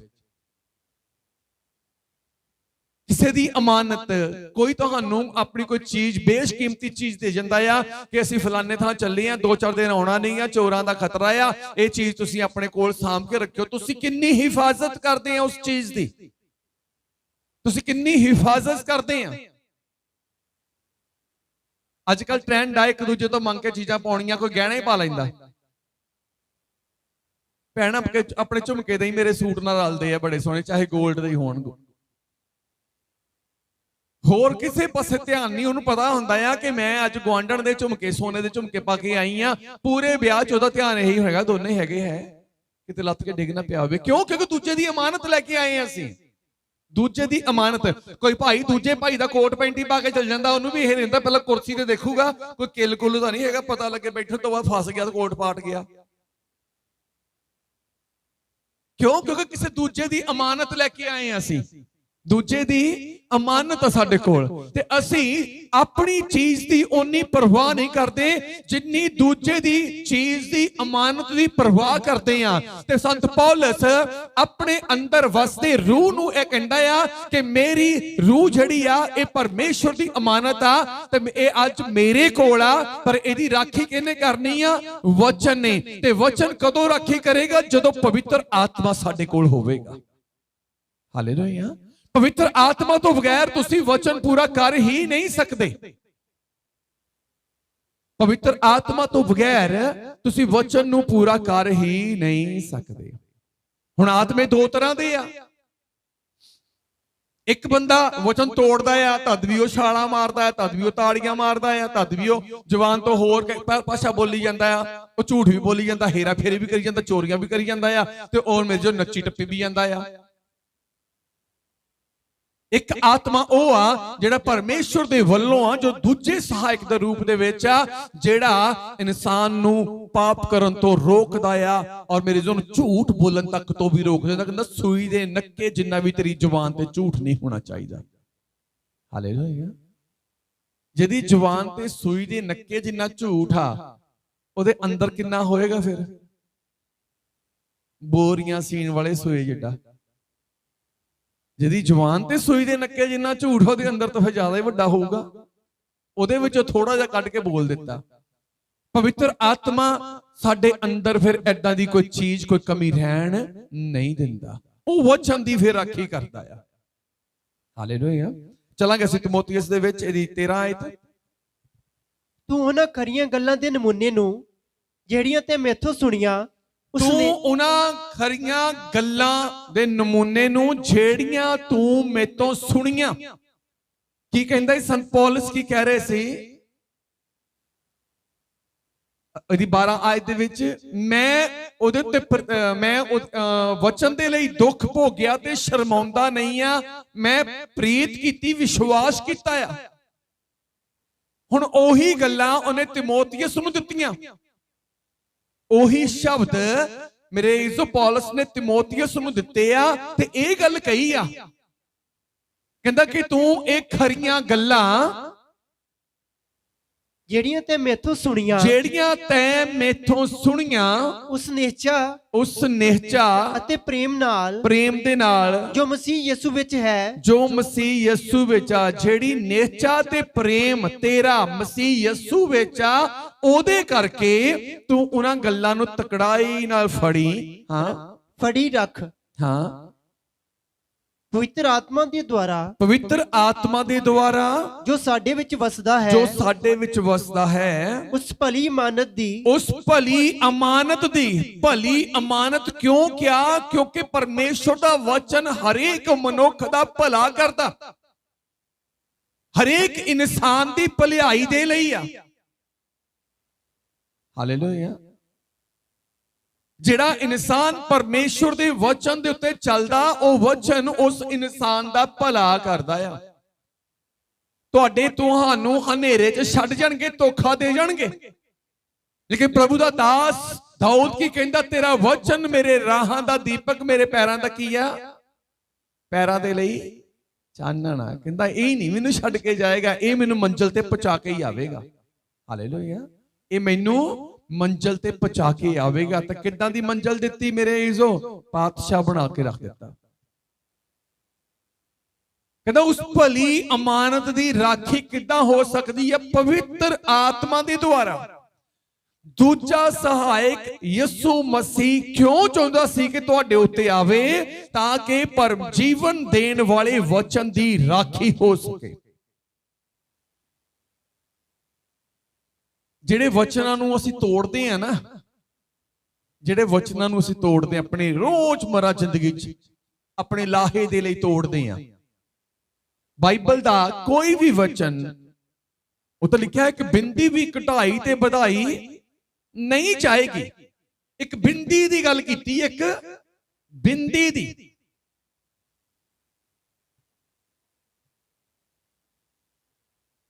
ਤੇ ਅਸੀਂ ਰੋਜ਼ ਪਤਾ ਨਹੀਂ ਕਿੰਨੇ ਵਚਨ ਤੋੜਦੇ ਆ, ਕਿੰਨੇ ਵਚਨ ਤੋੜਦੇ ਆ।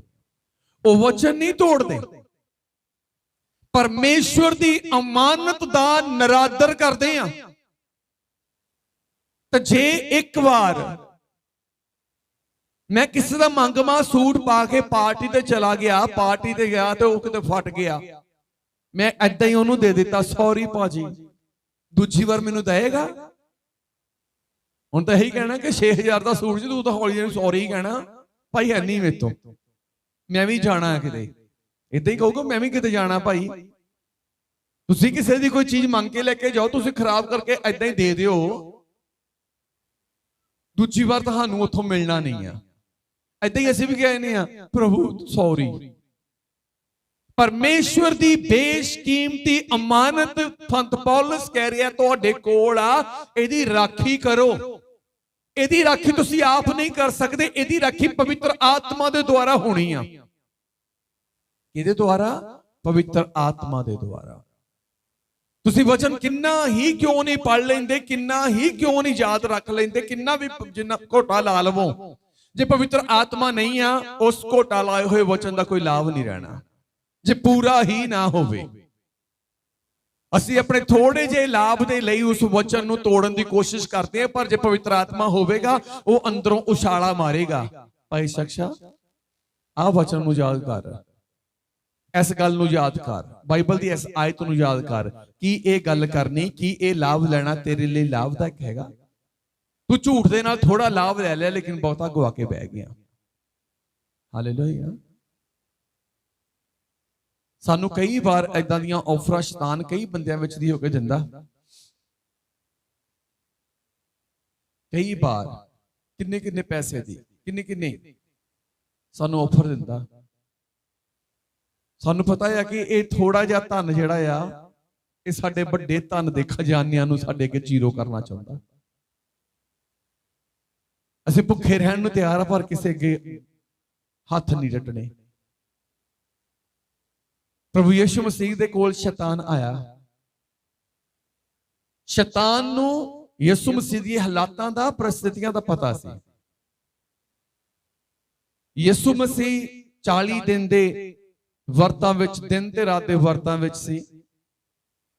ਪਰ ਇੱਥੇ ਇੱਕ ਗੱਲ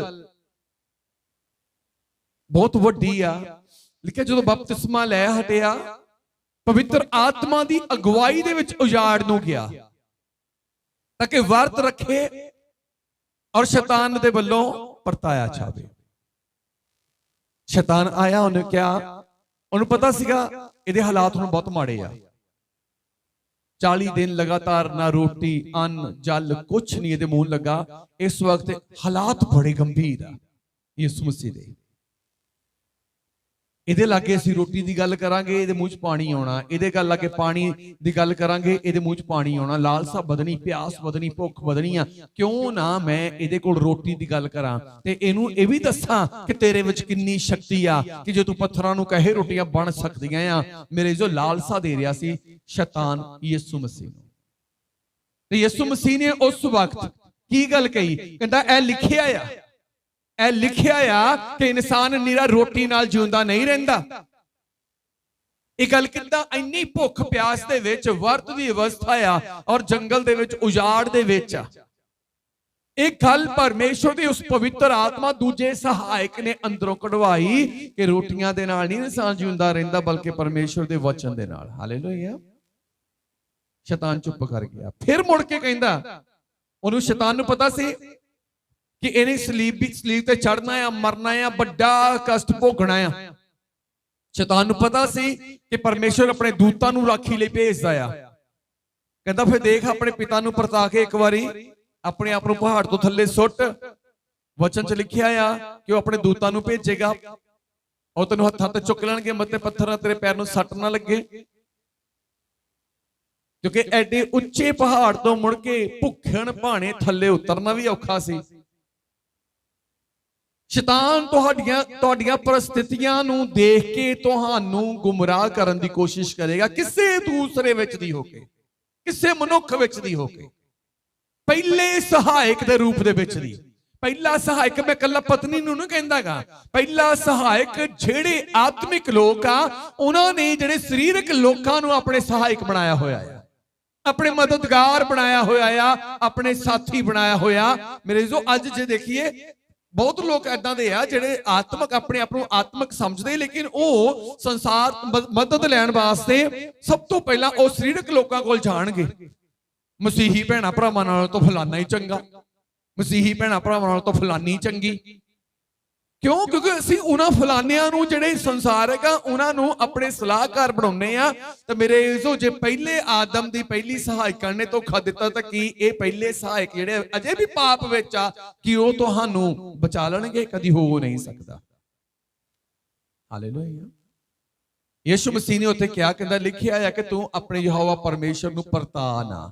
ਉਹ ਗੱਲ ਅੰਦਰੋਂ ਨਿਕਲੀ ਆ। ਜਿਹਦੇ ਕੋਲ ਪਵਿੱਤਰ ਆਤਮਾ ਸੀ, ਇਸੇ ਲਈ ਉਹਨੇ ਉਹਨੂੰ ਜਵਾਬ ਦੇ ਦਿੱਤਾ। ਹਾਲਾਤ ਵਰਤਾਂ ਦੇ ਆ। 40 ਦਿਨ ਨਾ ਮੂੰਹ 'ਚ ਪਾਣੀ ਦੀ ਬੂੰਦ ਗਈ, ਨਾ ਰੋਟੀ ਦੀ ਬੁਰਕੀ ਖਾਧੀ ਉਹਨੇ। 40 ਦਿਨ 40 ਰਾਤਾਂ ਲਗਾਤਾਰ ਉਹ ਪਰਮੇਸ਼ਵਰ ਦੀ ਪ੍ਰਾਰਥਨਾ ਦੇ ਵਿੱਚ, ਆਰਾਧਨਾ ਦੇ ਵਿੱਚ ਲੱਗਾ ਹੋਇਆ। ਫਿਰ ਸ਼ੈਤਾਨ ਨੂੰ ਪਤਾ ਸੀ ਕਿ ਹੁਣ ਔਰ ਯਿਸੂ ਮਸੀਹ ਨੂੰ ਵੀ ਪਤਾ ਸੀ, ਸ਼ੈਤਾਨ ਨੂੰ ਵੀ ਪਤਾ ਸੀ ਕਿ ਹੁਣ ਇੱਕ ਵੱਡਾ ਕਸ਼ਟ ਭੋਗਣਾ ਆ। ਕਾਦੇ ਲਈ ਭੋਗਣਾ ਆ? ਕਾਦੇ ਲਈ ਭੋਗਣਾ ਆ? ਇੱਕ ਪਾਤਸ਼ਾਹਤ ਵਾਸਤੇ, ਕਿ ਪਰਮੇਸ਼ਵਰ ਦੀ ਬਾਦਸ਼ਾਹਤ ਆਵੇ। ਤਾਂ ਉਸ ਬਾਦਸ਼ਾਹਤ ਵਾਸਤੇ ਫਿਰ ਸ਼ੈਤਾਨ ਨੇ ਮੇਰੇ ਯਿਸੂ ਮਸੀਹ ਨੂੰ ਕੀ ਕਿਹਾ? ਕਹਿੰਦਾ ਇੱਕ ਵਾਰੀ ਮੇਰੇ ਅੱਗੇ ਝੁੱਕ, ਕਹਿੰਦਾ ਸਾਰੀ ਪਾਤਸ਼ਾਹੀ ਤੈਨੂੰ ਦੇ ਦਾਂਗਾ। ਤੂੰ ਜੋ ਇੰਨਾ ਕਸ਼ਟ ਭੋਗਣਾ ਆ, ਤੂੰ ਇੰਨਾ ਹੱਥਾਂ ਪੈਰਾਂ ਕਿਲ ਠਕਵਾਉਣੇ ਆ, ਤੇਰੇ ਹਾਲਾਤ ਕਿੱਦਾਂ ਦੇ ਹੋ ਜਾਣੇ ਆ, ਤੇਰੇ ਮੂੰਹ ਤੇ ਥੁੱਕਣਾ ਆ, ਤੇਰੀ ਦਾੜੀ ਨੋਚੀ ਜਾਣੀ ਆ, ਤੇਰੇ ਹਾਲਾਤ ਵੱਧ ਤੋਂ ਬੱਤਰ ਕਰ ਦਿੱਤੇ ਜਾਣੇ ਆ, ਤੈਨੂੰ ਪੀਣ ਨੂੰ ਪਾਣੀ ਤੱਕ ਨਹੀਂ ਕਿਸੇ ਨੇ ਦੇਣਾਗਾ। ਆੜੇ 12 ਤੇਰੇ ਨਾਲ ਘੁੰਮਦੇ, 6 ਇੱਧਰ 6 ਉੱਧਰ, ਇਹ ਵੀ ਤਿੱਤਰ ਬਿੱਤਰ ਹੋ ਜਾਣੇ ਆ। ਤੂੰ ਮੈਨੂੰ ਇੱਕ ਵਾਰੀ ਕਹਿੰਦਾ ਮੱਥਾ ਟੇਕ ਝੁੱਕੇ, ਆ ਪਾਤਸ਼ਾਹੀਆਂ ਤੈਨੂੰ ਦੇ ਦੇਣੀਆਂ, ਕਿਉਂਕਿ ਤੂੰ ਪਾਤਸ਼ਾਹੀ ਬਾਦਸ਼ਾਹਤ ਵਾਸਤੇ ਆਇਆ ਆ। ਹਾਲੇਲੂਇਆ। ਯਿਸੂ ਮਸੀਹ ਨੇ ਕੀ ਕਿਹਾ? ਕਹਿੰਦਾ ਲਿਖਿਆ ਆ ਕਿ ਤੂੰ ਆਪਣੇ ਯਹੋਵਾ ਪਰਮੇਸ਼ਰ ਇਕੱਲੇ ਦੀ ਉਪਾਸਨਾ ਕਰ। ਹਾਲੇਲੂਇਆ। ਤੇ ਉਹਦੇ ਅੱਗੇ ਸਿਰ ਝੁਕਾ। ਸ਼ੈਤਾਨ ਚਲਾ ਗਿਆ, ਸ਼ੈਤਾਨ ਚਲਾ ਗਿਆ। ਪ੍ਰਭੂ ਯਿਸੂ ਮਸੀਹ ਦੇ ਅੱਗੇ ਇੰਨੇ ਮਾੜੇ ਹਾਲਾਤ ਸੀ ਉਸ ਵਕਤ, ਫਿਰ ਵੀ ਪਵਿੱਤਰ ਆਤਮਾ ਨੇ ਉਹਨੂੰ ਵਚਨ ਦੇ ਦੁਆਰਾ ਜਿੱਤ ਪ੍ਰਾਪਤ ਕਰਾਈ ਆ। ਤੇ ਅਸੀਂ ਅੱਜ ਹਾਰਦੇ ਕਿਉਂ ਆ? ਕਿਉਂਕਿ ਹਾਲਾਤਾਂ ਦੇ ਅੱਗੇ ਅਸੀਂ ਸਾਨੂੰ ਵਚਨ ਨਹੀਂ ਪਤਾ ਹੁੰਦਾ, ਵਚਨ ਨਹੀਂ ਯਾਦ ਹੁੰਦਾ, ਜਿਹਦੇ ਕਰਕੇ ਅਸੀਂ ਹਾਲਾਤਾਂ ਅੱਗੇ ਝੁਕ ਜਾਂਦੇ ਆ। ਇੱਕ ਪਾਸੇ ਅਸੀਂ ਪਾਪ ਕਰ ਬੈਠਦੇ, ਦੂਜੇ ਪਾਸੇ ਪ੍ਰਭੂ ਦੇ ਅੱਗੇ ਦੋਸ਼ੀ ਹੋ ਜਾਂਦੇ ਆ, ਤੇ ਮੇਰੇ ਜੋ ਕਿਰਪਾ ਹਟ ਜਾਂਦੀ ਆ। ਜੇ ਪਵਿੱਤਰ ਆਤਮਾ ਹੋਵੇ ਤਾਂ ਪਵਿੱਤਰ ਆਤਮਾ ਤੁਹਾਨੂੰ ਸਿਖਾਵੇ ਕਿ ਤੁਸੀਂ ਕਿਵੇਂ ਚੱਲਣਾ ਆ, ਕਿਹਨਾਂ ਦੇ ਨਾਲ ਕਿੱਦਾਂ ਬੈਠਣਾ ਆ। ਹਾਲੇਲੂਇਆ। ਕਹਿੰਦਾ ਉਸ ਭਲੀ ਅਮਾਨਤ ਦੀ ਰਾਖੀ ਕਰ ਜਿਹਦੇ ਉੱਤੇ ਕਹਿੰਦਾ ਮੈਂ ਪ੍ਰਤੀਤ ਕੀਤੀ ਆ। ਜਿਹਨੇ ਮੇਰੀ ਰੂਹ ਮੇਰੀ ਅਮਾਨਤ ਦੀ ਸਾਂਭ ਕੀਤੀ ਹੋਈ ਆ, ਤੇ ਤੂੰ ਵੀ ਉਹਦੀ ਅਮਾਨਤ ਦੀ ਰਾਖੀ ਕਰ। ਅਸੀਂ ਕਹਿੰਦੇ ਪਰਮੇਸ਼ਵਰ ਮੇਰੀ ਜ਼ਿੰਦਗੀ ਦੀ ਰਾਖੀ ਕਰੀ, ਪ੍ਰਭੂ ਮੇਰਾ ਬੱਚਾ ਵਿਦੇਸ਼ ਜਾ ਰਿਹਾ ਦੀ ਰਾਖੀ ਕਰੀ, ਪ੍ਰਭੂ ਮੇਰੇ ਘਰ ਬੱਚਾ ਹੋਣ ਵਾਲਾ ਹੈ ਉਹਦੀ ਬੱਚੇ ਕੁੱਖ ਦੇ ਵਿੱਚ ਰਾਖੀ ਕਰੀ। ਅਸੀਂ ਇੰਨੀਆਂ ਜ਼ਿੰਮੇਵਾਰੀਆਂ ਦਿੰਦੇ ਆ, ਤੇ ਕੀ ਕਦੀ ਆਪਣੇ ਮਨ 'ਚ ਸੋਚਿਆ ਕਿ ਅਸੀਂ ਤਾਂ ਆਪਣੇ ਸਾਰੇ ਟੱਬਰ ਦੀ ਜ਼ਿੰਮੇਵਾਰੀ ਰੱਬ ਨੂੰ ਦਿੰਦੇ ਆ ਕਿ ਰਾਖੀ ਕਰੀ, ਤੇ ਖੁਦਾ ਕਹਿੰਦਾ ਆਪਣੇ ਦਾਸ ਪੌਲਸ ਵਿੱਚ ਦੀ ਕੇਵਲ ਤੂੰ ਵਚਨ ਦੀ ਰਾਖੀ ਕਰ। ਹਾਲੇਲੂਇਆ। ਅਸੀਂ ਇੱਕ ਵਚਨ ਦੀ ਰਾਖੀ ਨਹੀਂ ਕਰ ਸਕਦੇ ਤਾਂ ਆਪਣੇ ਸਾਰੇ ਟੱਬਰ ਦਾ ਭਾਰ ਉਹਦੇ ਤੋਂ ਸੁੱਟਣ ਨੂੰ ਫਿਰਦੇ ਆ। ਹਾਲੇਲੂਇਆ। ਇੱਕ ਪਲੜੇ 'ਚ ਰੱਖ ਦਿਓ ਮੇਰੇ ਜੋ ਪ੍ਰਭੂ ਲਈ ਜ਼ਿੰਮੇਵਾਰੀਆਂ ਕਿ ਮੇਰੇ ਟੱਬਰ ਨੂੰ ਸਾਂਭ, ਤਾਂ ਇੱਕ ਪਲੜੇ 'ਚ ਮੇਰੇ ਜੋ ਪ੍ਰਭੂ ਦੀਆਂ ਜ਼ਿੰਮੇਵਾਰੀਆਂ ਪਾ ਦਿਓ ਕਿ ਪ੍ਰਭੂ ਇਹਨਾਂ ਨੂੰ ਮੈਂ ਸਾਂਭੂਗਾ। ਹਾਲੇਲੂਇਆ। ਇੱਕ ਪਲੜੇ 'ਚ ਉਹਦੀਆਂ ਜ਼ਿੰਮੇਵਾਰੀਆਂ ਰਖਾ ਲਓ, ਇੱਕ ਪਲੜੇ 'ਚ ਆਪਣੀਆਂ ਜ਼ਿੰਮੇਵਾਰੀਆਂ ਰੱਖਾ ਦਿਓ। ਉਹ ਤੁਹਾਡੀਆਂ ਸਾਂਭੇਗਾ, ਤੁਸੀਂ ਉਹਦੀਆਂ ਸਾਂਭੋ। ਦੇਖੋ ਕਿ ਤੱਕੜੀ ਦੇ ਪਲੜੇ ਬਰਾਬਰ ਹੁੰਦੇ ਕਿ ਨਹੀਂ। ਇਸੇ ਲਈ ਲਿਖਿਆ ਗਿਆ ਬਾਈਬਲ ਦੇ ਵਿੱਚ, ਕਹਿੰਦਾ ਛਲ ਵਾਲੀ ਤੱਕੜੀ ਤੋਂ ਯਹੋਵਾ ਨੂੰ ਘਿਣ ਆਉਂਦੀ ਆ। ਗੱਲਾਂ ਤੋਂ ਤਾਂ ਅਸੀਂ ਬਹੁਤ ਧਰਮੀ ਆ, ਕਰਨੀਆਂ ਤੋਂ ਅਸੀਂ ਕਦੀ ਵਚਨ ਦੀ ਰਾਖੀ ਕੀਤੀ ਨਹੀਂ ਆ। ਬਾਈਬਲ ਦੀਆਂ ਗੱਲਾਂ ਦੇ ਵਿੱਚ ਮੇਰੇ ਜੋ 2-4 ਗੱਲਾਂ ਮੈਂ ਹੋਰ ਪੜਾਉਣੀਆਂ, ਉਸ ਤੋਂ ਬਾਅਦ ਸਮਾਪਤੀ ਵੱਲ ਮੈਂ ਲੈ ਚੱਲ ਰਿਹਾ। ਜ਼ਬੂਰ 33 ਅਧਿਆਏ ਉਹਦੀ 10 ਆਇਤ ਤੋਂ ਪੜ੍ਹ ਕੇ ਦੇਖਦੇ ਅਸੀਂ। ਪਹਿਲੇ ਸਹਾਇਕ ਤੇ ਦੂਜੇ ਸਹਾਇਕ ਦੀ ਗੱਲ ਪੜਾਂਗੇ। ਯਹੋਵਾ ਕੌਮਾਂ ਦੀ ਸਲਾਹ ਨੂੰ ਅਵਿਰਥਾ ਕਰਦਾ ਹੈ, ਲੋਕਾਂ ਦੀਆਂ ਜੁਗਤਾਂ ਨੂੰ ਅਕਾਰਥ ਕਰ ਦਿੰਦਾ ਹੈ। ਪਰਮੇਸ਼ਵਰ ਕੌਮਾਂ ਦੀ ਸਲਾਹ ਨੂੰ ਅਵਿਰਥਾ ਕਰ ਦਿੰਦਾ ਹੈ, ਲੋਕਾਂ ਦੀਆਂ ਜੁਗਤਾਂ ਨੂੰ ਅਕਾਰਥ ਕਰ ਦਿੰਦਾ ਆ। ਜਿਹੜਾ ਇਨਸਾਨ ਬਿਨਾਂ ਵਚਨ ਬਿਨਾਂ ਪਵਿੱਤਰ ਆਤਮਾ ਤੋਂ ਲੋਕਾਂ ਤੋਂ ਦੁਨੀਆ ਤੋਂ ਸਲਾਹਾਂ ਲੈਂਦੇ ਨੇ, ਪਰਮੇਸ਼ਵਰ ਨੇ ਤਾਂ ਸਾਨੂੰ ਲੋਕਾਂ ਤੋਂ ਸਲਾਹ ਲੈਣ ਵਾਲੇ ਨਹੀਂ, ਕੌਮਾਂ ਨੂੰ ਸਲਾਹ ਦੇਣ ਵਾਲੇ ਹੋਣ ਲਈ ਚੁਣਿਆ ਹੋਇਆ ਆ। ਹਾਲੇਲੂਇਆ। ਯੂਸਫ ਦੇ ਹਾਲਾਤਾਂ ਨੂੰ ਜਦੋਂ ਅਸੀਂ ਦੇਖਦੇ ਹਾਂ, ਕਿੰਨੇ ਮਾੜੇ ਹਾਲਾਤਾਂ ਦੇ ਵਿੱਚ ਸੀ, ਪਰ ਇੱਕ ਸਮਾਂ ਐਦਾਂ ਦਾ ਆਇਆ ਜਦੋਂ ਰਾਜੇ ਫਿਰੌਨ ਨੂੰ ਸੁਪਨਾ ਆਇਆ, ਕੋਈ ਭੇਦ ਨਾ ਦੱਸ ਸਕਿਆ, ਤਾਂ ਮੇਰੇ ਜੋ ਯੂਸਫ ਨੇ ਸੁਪਨੇ ਦਾ ਭੇਦ ਖੋਲਿਆ। ਤਾਂ ਉਸ ਭੇਦ ਤੋਂ ਬਾਅਦ ਉਹਨੇ ਆਪਣੇ ਗਿਆਨਵਾਨ ਬੰਦਿਆਂ ਨੂੰ ਨਹੀਂ ਸੱਦਿਆ ਸਲਾਹ ਲੈਣ ਲਈ, ਉਹਨੇ ਯੂਸਫ ਤੋਂ ਸਲਾਹਾਂ ਲਈਆਂ ਕਿ ਦੱਸ ਇਸ ਚੰਗੇ 7 ਸਾਲਾਂ ਵਿੱਚ ਅਸੀਂ ਕੀ ਕਰੀਏ, ਤੇ ਮੰਦੇ ਅਗਲੇ 7 ਸਾਲਾਂ 'ਚ ਸਾਨੂੰ ਕੀ ਕਰਨਾ ਚਾਹੀਦਾ ਆ। ਯੂਸਫ ਨੇ ਸਲਾਹ ਦਿੱਤੀ ਸੀ। ਹਾਲੇਲੂਇਆ। ਯੂਸਫ ਨੇ ਸਲਾਹ, ਪਰਮੇਸ਼ਵਰ ਨੇ ਸਾਨੂੰ ਸਲਾਹਾਂ ਲੋਕਾਂ ਤੋਂ ਲੈਣ ਲਈ ਨਹੀਂ, ਲੋਕਾਂ ਨੂੰ ਸਲਾਹਾਂ ਦੇਣ ਲਈ ਚੁਣਿਆ ਹੋਇਆ। ਹਾਲੇਲੂਇਆ। ਪਰਮੇਸ਼ਵਰ ਨੇ ਲੋਕਾਂ ਤੋਂ ਵਸਤੂਆਂ ਮੰਗਣ ਲਈ ਨਹੀਂ ਸਾਨੂੰ, ਬਲਕਿ ਲੋਕਾਂ ਨੂੰ ਬਰਕਤਾਂ ਵੰਡਣ ਲਈ ਚੁਣਿਆ ਹੋਇਆ। ਤੁਸੀਂ ਆਪਣੀ ਪਹਿਚਾਣ ਆਇਡੈਂਟੀਫਿਕੇਸ਼ਨ ਨੂੰ ਤਿਆਰ ਕਰੋ ਕਿ ਅਸੀਂ ਪਰਮੇਸ਼ਵਰ ਦੇ ਲੋਕ ਆ, ਲੈਣ ਵਾਲੇ ਨਹੀਂ ਦੇਣ ਵਾਲੇ ਆ। ਹਾਲੇਲੂਇਆ। ਯਿਸੂ ਨੇ ਕੁਰਬਾਨੀ ਲਈ ਨਹੀਂ, ਯਿਸੂ ਨੇ ਕੁਰਬਾਨੀ ਦਿੱਤੀ ਸੀ। ਹਾਲੇਲੂਇਆ। ਤੇ ਅੱਜ ਜੇ ਤੁਸੀਂ ਕਹੋ ਕਿ ਅਸੀਂ ਅੱਜ ਵੀ ਸੰਸਾਰਿਕ ਲੋਕਾਂ ਦੀ ਸਲਾਹ ਲਵਾਂਗੇ, ਅੱਜ ਵੀ ਅਸੀਂ ਉਹਨਾਂ ਦੇ ਨਾਲ ਹੀ ਰਿਸ਼ਤੇ ਬਣਾ ਕੇ ਰੱਖਣੇ ਆ,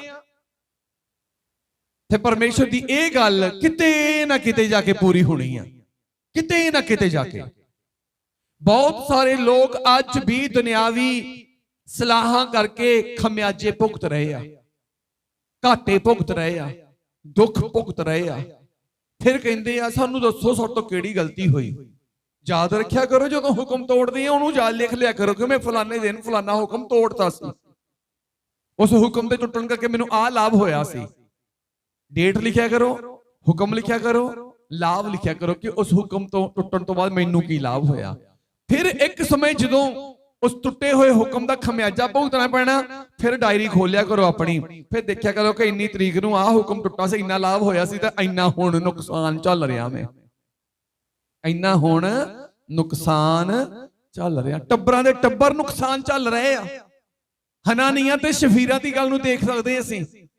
ਜੇ ਉਹ ਆਪਣੀ ਸਾਰੀ ਜ਼ਮੀਨ ਵੇਚ ਕੇ ਖੁਦਾ ਦੇ ਘਰ ਦੇਣ ਲਈ ਤਿਆਰ ਹੈ, ਤਾਂ ਮਤਲਬ ਕਿ ਉਹ ਆਤਮਿਕ ਸੀ, ਪ੍ਰਾਰਥਨਾ ਕਰਨ ਵਾਲੇ ਸੀ। ਪਰ ਜਦੋਂ ਉਹਨਾਂ ਦੇ ਮਨ ਵਿੱਚ ਹੇਰਾ ਫੇਰੀ ਦੀ ਯੋਜਨਾ ਆ ਗਈ, ਹਨਾਨੀਆਂ ਨੇ ਕਿਹਾ ਕਿ ਅਸੀਂ ਪੂਰਾ ਦਾਮ ਨਹੀਂ ਦੇਣਾਗਾ, ਪੂਰੀ ਨਹੀਂ ਦੇਣੀ, ਕੀਮਤ ਥੋੜੀ ਜਿਹੀ ਰੱਖ ਲੈਣੀ ਆ।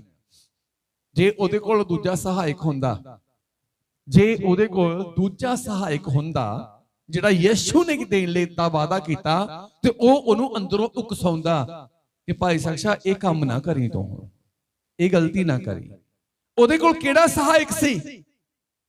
ਉਹਦੇ ਕੋਲ ਪਹਿਲਾ ਸਹਾਇਕ ਸੀ ਉਹਦੀ ਪਤਨੀ ਸ਼ਫੀਰਾ।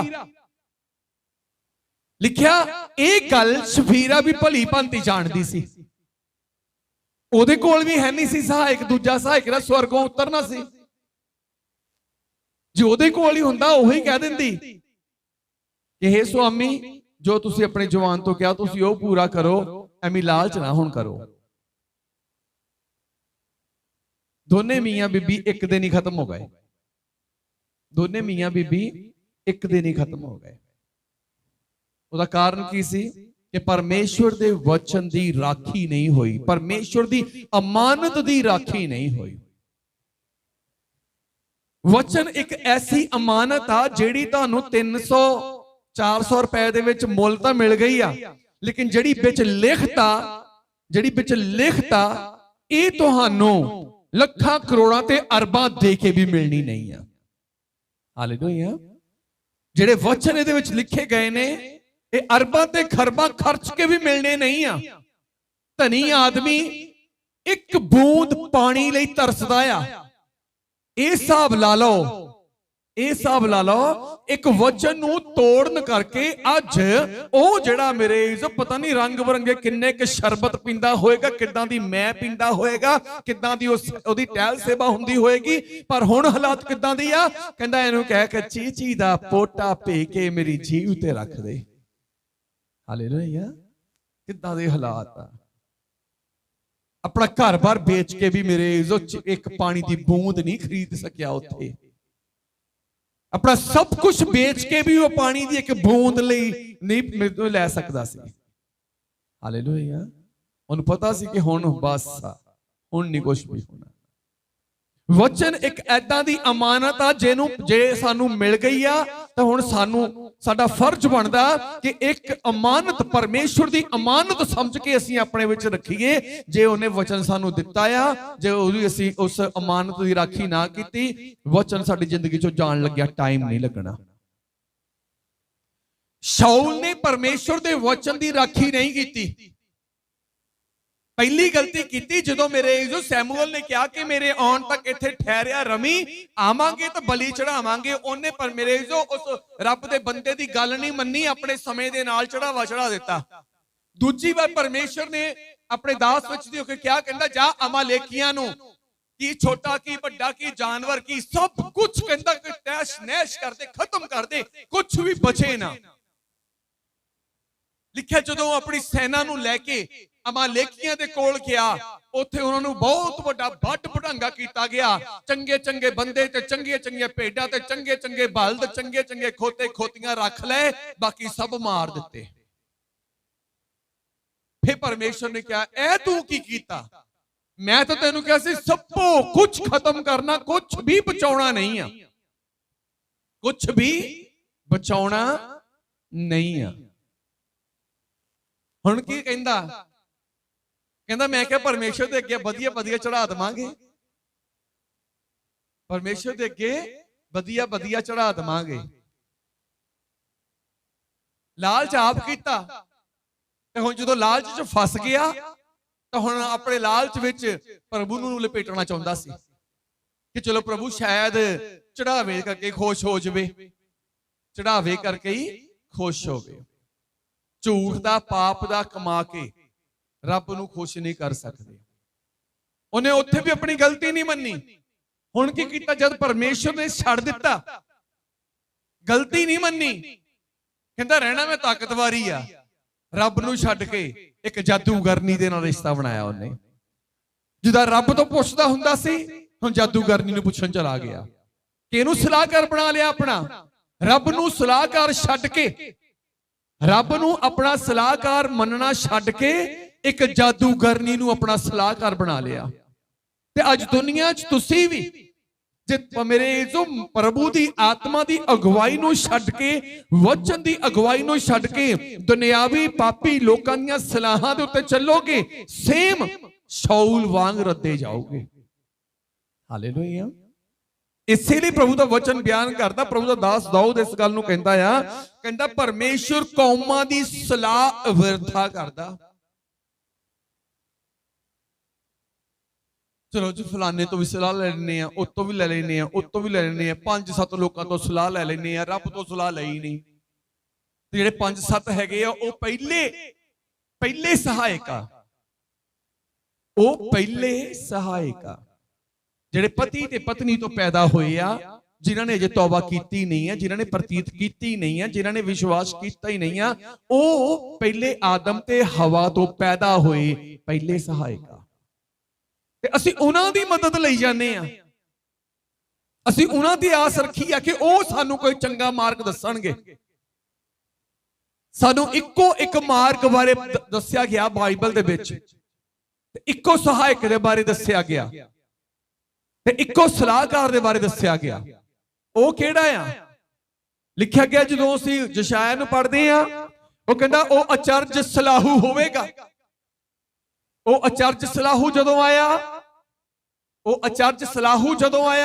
ਉਸ ਅਚਰਜ ਸਲਾਹੂ ਨੇ ਕੀ ਕਿਹਾ? ਕਹਿੰਦਾ ਰਸਤਾ ਵੀ ਮੈਂ ਆ, ਜਿਹੜੀ ਸਲਾਹ ਮੈਂ ਤੁਹਾਨੂੰ ਦਿੰਦਾ ਤੁਸੀਂ ਮੇਰੇ ਰਸਤੇ ਤੇ ਤੁਰੇ ਚੱਲੋ। ਹਾਲੇਲੂਇਆ। ਹੁਣ ਕਹਿੰਦਾ ਮੈਂ ਚਾਹਾਂਗਾ ਪਿਤਾ ਕੋਲੋਂ ਤੁਹਾਡੇ ਲਈ ਦੂਜਾ ਸਹਾਇਕ ਭੇਜਾਂਗਾ। ਮੈਂ ਤਾਂ 33.5 ਸਾਲ ਹੀ ਇਸ ਧਰਤੀ ਤੇ ਰਿਹਾ, ਪਰ ਜਿਹੜਾ ਦੂਜਾ ਸਹਾਇਕ ਆਵੇਗਾ ਉਹ ਸਦਾ ਹੀ ਤੁਹਾਡੇ ਨਾਲ ਰਹੇਗਾ। ਪਰ ਉਹ ਜਗਤ ਨਹੀਂ ਉਹਨੂੰ ਪਾ ਸਕਦਾ, ਸੰਸਾਰ ਨਹੀਂ ਉਹਨੂੰ ਪਾ ਸਕਦਾ। ਉਹ ਆ ਪਵਿੱਤਰ ਆਤਮਾ। ਹਾਲੇਲੂਇਆ। ਭਾਵ ਸਵਰਗ ਦਾ ਆਤਮਾ, ਜਿਸ ਆਤਮਾ ਨੂੰ ਪਰਮੇਸ਼ਰ ਸਾਡੇ ਕੋਲ ਵੇਖਣਾ ਚਾਹੁੰਦਾ ਆ। ਕਿਉਂ ਸਾਡੇ ਕੋਲ ਪਰਮੇਸ਼ਰ ਵੇਖਣਾ ਚਾਹੁੰਦਾ ਆ? ਕਿਉਂਕਿ ਉਹੀ ਆਤਮਾ ਸਾਨੂੰ ਵਚਨ ਦੀ ਰਖਵਾਲੀ ਕਰਨੀ ਸਿਖਾਏਗਾ। ਤੁਸੀਂ ਨਹੀਂ ਜਾਣਦੇ ਕਿ ਇਸ ਵਿਦ ਪ੍ਰਾਰਥਨਾ ਕਰਨੀ ਆ। ਬਾਈਬਲ 'ਚ ਲਿਖਿਆ, ਜਦੋਂ ਅਸੀਂ ਰੋਮੀਆਂ ਦੀ ਕਿਤਾਬ 'ਚ ਸੰਤ ਪੌਲਸ ਨੂੰ ਪੜ੍ਹਦੇ ਆ, ਕਹਿੰਦਾ ਪਵਿੱਤਰ ਆਤਮਾ ਤੁਹਾਨੂੰ ਪ੍ਰਾਰਥਨਾ ਕਰਨੀ ਸਿਖਾਵੇਗਾ। ਹਾਲੇਲੂਇਆ। ਪਵਿੱਤਰ ਆਤਮਾ ਤੁਹਾਨੂੰ ਪ੍ਰਾਰਥਨਾ ਕਰਨੀ ਸਿਖਾਵੇਗਾ। ਸਵੇਰੇ ਕੰਮ ਤੇ ਨਿਕਲਣ ਵੇਲੇ ਸਾਨੂੰ ਪਤਾ ਆ ਕੋਈ ਠੇਕੇਦਾਰੀ ਤੇ ਆ, ਦਿਹਾੜੀ ਤੇ ਆ, ਅੱਜ ਫਾਈਨਲ ਆ, ਅੱਗੇ ਕੱਲੂ ਕੰਮ ਹੈ ਨਹੀਂਗਾ। ਅਸੀਂ 3 ਵਾਰੀ ਪ੍ਰਾਰਥਨਾ ਤੇ ਬੈਠਨੇ ਆ, 3 ਵਾਰੀ ਕਹਿੰਨੇ ਪ੍ਰਭੂ ਜੀ ਬਸ ਅੱਜ ਦਾ ਦਿਨ ਹੀ ਕੰਮ ਆ, ਕੱਲ ਨੂੰ ਕਿੱਦਾਂ ਹੋਊਗੀ? ਪ੍ਰਭੂ ਕੋਈ ਕੰਮ ਭੇਜ, ਪ੍ਰਭੂ ਕੋਈ ਕੰਮ ਭੇਜ, ਪ੍ਰਭੂ ਕੋਈ ਕੰਮ ਭੇਜ। ਕੀ ਹੋਊਗਾ? ਪ੍ਰਭੂ ਦੂਜਾ ਕੰਮ ਭੇਜ ਦੇਗਾ, ਕੀ ਉਹ ਸਾਰੀ ਉਮਰ ਦਾ ਹੀ ਹੋਏਗਾ? ਕੀ ਉਹ ਨਹੀਂ ਖਤਮ ਹੋਣਾ? ਫਿਰ ਉਹੀ ਪ੍ਰਾਰਥਨਾ ਲੈ ਕੇ ਅਸੀਂ ਪ੍ਰਭੂ ਅੱਗੇ ਬਹਿ ਜਾਣਾ, ਪ੍ਰਭੂ ਜੀ ਕੰਮ ਤਾਂ ਤੂੰ ਦਿੱਤਾ ਸੀ, ਵਧੀਆ ਹੋ ਗਿਆ, ਹੁਣ ਹੋਰ ਕੰਮ ਭੇਜ, ਖਤਮ ਹੋ ਗਿਆ। ਕਹਿ ਪਰਮੇਸ਼ਵਰ ਮੈਨੂੰ ਪਵਿੱਤਰ ਆਤਮਾ ਦੇ। ਜਦੋਂ ਪਵਿੱਤਰ ਆਤਮਾ ਮਿਲੇਗਾ, ਮੇਰੇ ਜੋ ਪਵਿੱਤਰ ਆਤਮਾ ਤੁਹਾਡੇ ਲਈ ਆਪਣੇ ਆਪ ਹੀ ਰਸਤੇ ਖੋਲੀ ਜਾਵੇਗਾ। ਹਾਲੇਲੂਇਆ। ਉਹ ਪਵਿੱਤਰ ਆਤਮਾ ਤੁਹਾਡੇ ਲਈ ਰਸਤੇ ਖੋਲੀ ਜਾਵੇਗਾ। ਜੇ ਤੁਸੀਂ ਦੂਜੇ ਸਹਾਇਕ ਨੂੰ ਛੱਡ ਕੇ, ਜਿਹੜਾ ਯਿਸੂ ਮਸੀਹ ਨੇ ਦੇਣ ਦਾ ਵਾਅਦਾ ਕੀਤਾ, ਉਹਨੂੰ ਛੱਡ ਕੇ ਪਹਿਲੇ ਸਹਾਇਕ ਭਾਵ ਉਹ ਆਦਮ ਤੇ ਹਵਾ ਜਿਹੜੇ ਪਾਪ ਵਿੱਚ ਚਲੇ ਗਏ ਸੀ, ਮੇਰੇ ਜੇ ਉਸ ਸਹਾਇਕ ਦੀ ਗੱਲ ਮੰਨੋਗੇ, ਲਿਖਿਆ ਗਿਆ ਮੈਂ ਕੌਮਾਂ ਦੀ ਸਲਾਹ ਨੂੰ, ਤੂੰ 2 ਤੋਂ 4 ਤੋਂ ਗੱਲ ਕਰਦਾ, ਮੈਂ ਕਹਿੰਦਾ ਪੂਰੀ ਕੌਮ ਦੀ ਸਲਾਹ ਵਿਅਰਥ ਹੀ ਕਰ ਦੇਣੀ ਹੈ ਤੇਰੇ ਲਈ। ਮੈਂ ਵਿਅਰਥ ਹੀ ਕਰ ਦੇਣੀ ਹੈ ਤੇਰੇ ਲਈ। ਯਾਰ ਮੈਨੂੰ ਉਹਨੇ ਵੀ ਕਿਹਾ ਤੂੰ ਆਹ ਕਰ ਲਾ, ਮੈਨੂੰ ਉਹਨੇ ਵੀ ਕਿਹਾ ਆਹ ਕਰ ਲਾ, ਉਹਨੇ ਵੀ, ਮੈਨੂੰ ਤਾਂ 100 ਬੰਦੇ ਨੇ ਕਿਹਾ ਇਹ ਕੰਮ ਕਰ ਲਾ, ਕੰਮ ਫੇਲ ਹੋ ਗਿਆ। ਹਾਲੇਲੂਇਆ। ਬੰਦੇ ਗਲਤ ਨਹੀਂ ਸੀ, ਪਰਮੇਸ਼ਰ ਉਹਨਾਂ ਦੀ ਸਲਾਹ ਗਲਤ ਕਰ ਦਿੱਤੀ ਸੀ। ਕਿਉਂ? ਕਿਉਂਕਿ ਤੁਸੀਂ ਵਿਅਰਥੇ ਲੋਕਾਂ ਦੀਆਂ ਸਲਾਹਾਂ ਤੇ ਚੱਲ ਪਏ। ਹਾਂਜੀ। ਯਹੋਵਾ ਦੀ ਸਲਾਹ ਸਦਾ 16 11 ਯਹੋਵਾ ਦੀ ਸਲਾਹ ਸਦਾ ਅਟਲ ਰਹਿੰਦੀ ਹੈ। ਪਰਮੇਸ਼ਵਰ ਦੀ ਸਲਾਹ ਸਦਾ ਅਟਲ ਰਹਿੰਦੀ ਆ। ਪਰਮੇਸ਼ਵਰ ਨੇ ਪਵਿੱਤਰ ਆਤਮਾ ਦੁਆਰਾ ਜੋ ਤੁਹਾਨੂੰ ਕਹਿ ਦਿੱਤਾ, ਜਦ ਤੱਕ ਤੁਸੀਂ ਇਸ ਧਰਤੀ ਦੇ ਉੱਤੇ ਹੋ, ਉਹ ਤੁਹਾਡੀ ਜ਼ਿੰਦਗੀ 'ਚ ਅਟਲ ਰਹੇਗੀ। ਉਸ ਕੁਝ ਵੀ ਘਟਾਵੇਗਾ ਵਧਾਵੇਗਾ ਨਹੀਂ। ਇੱਕ ਪ੍ਰੇਮੀ ਨੇ ਇੱਕ ਦਿਨ ਮੈਨੂੰ ਤੋਂ ਪ੍ਰਾਰਥਨਾ ਕਰਾਈ, ਭਾਜੀ ਮੇਰੇ ਲਈ ਪ੍ਰਾਰਥਨਾ ਕਰੋ ਵਿਦੇਸ਼ ਦੇ ਲਈ, कागज पत्र लाए लेकिन काम नहीं बनता। मैं प्रेयर की, रब की ऐसी किरपा हुई, उस दिन शाम को फोन आ गया एजेंट का, भाई तेरा वीजा आ गया, काम हो गया, इन्नी तरीक तक तो हुण फीस जमा करा दे।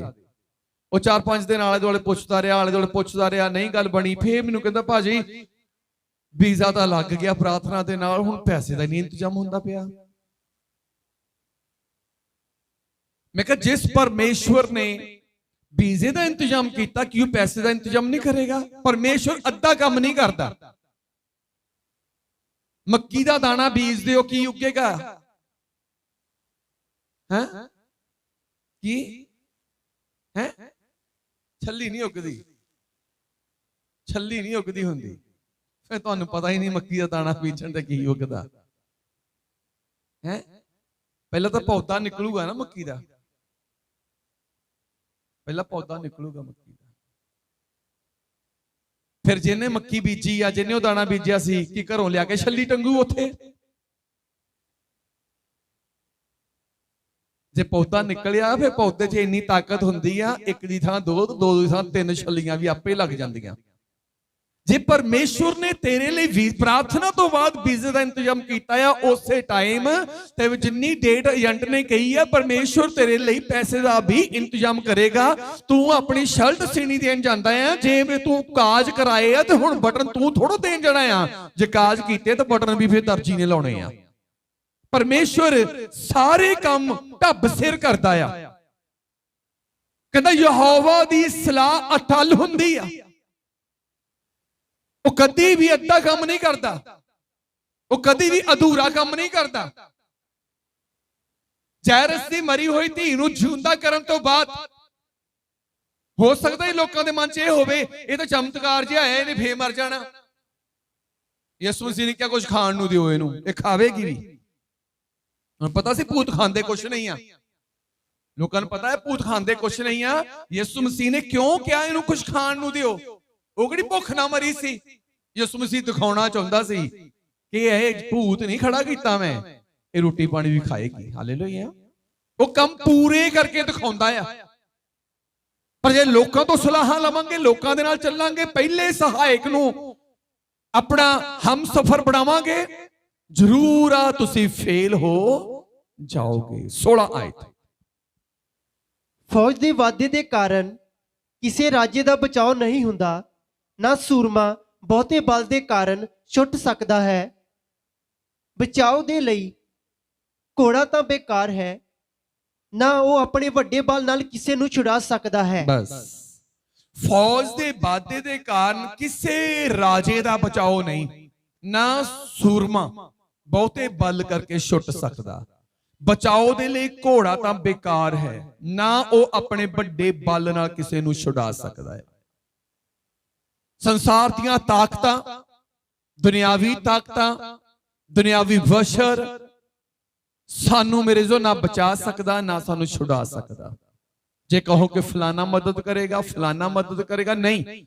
जे तुहाडी मदद बाहरों हुंदी, जे तुहाडी मदद संसार चों हुंदी, जे पहला सहायक भाव जिहड़ा पाप विच चला गया, ते हुण भी वो लोग जिहड़े पाप दे विच ही तुरे फिरदे आ, तुसीं ये समझो कि साडी मदद उन्हां वल्लों वो सानू छुड़ा लैणगे।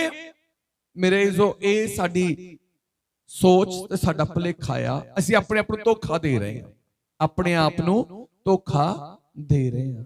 साडा बचाओ किहदे वल्लों आ? दूसरे सहायक दे वल्लों, जिहदे लई इह किहा गया आ कि ओ सदा तुहाडे संग होवेगा। हालेलुया। सदा तुहाडे संग होवेगा। जदों लाल समुंदर इजरायलियां दे अगे आया, मूसा नूं कहा अपना हाथ उठा ते अपना टांगा चुक। उस तो बाद की होया? उस तो बाद की होया? बोलो। जदों मूसा ने अपने हाथ उठाया, टांगा चुक्या, की होया? हाँ बोलो।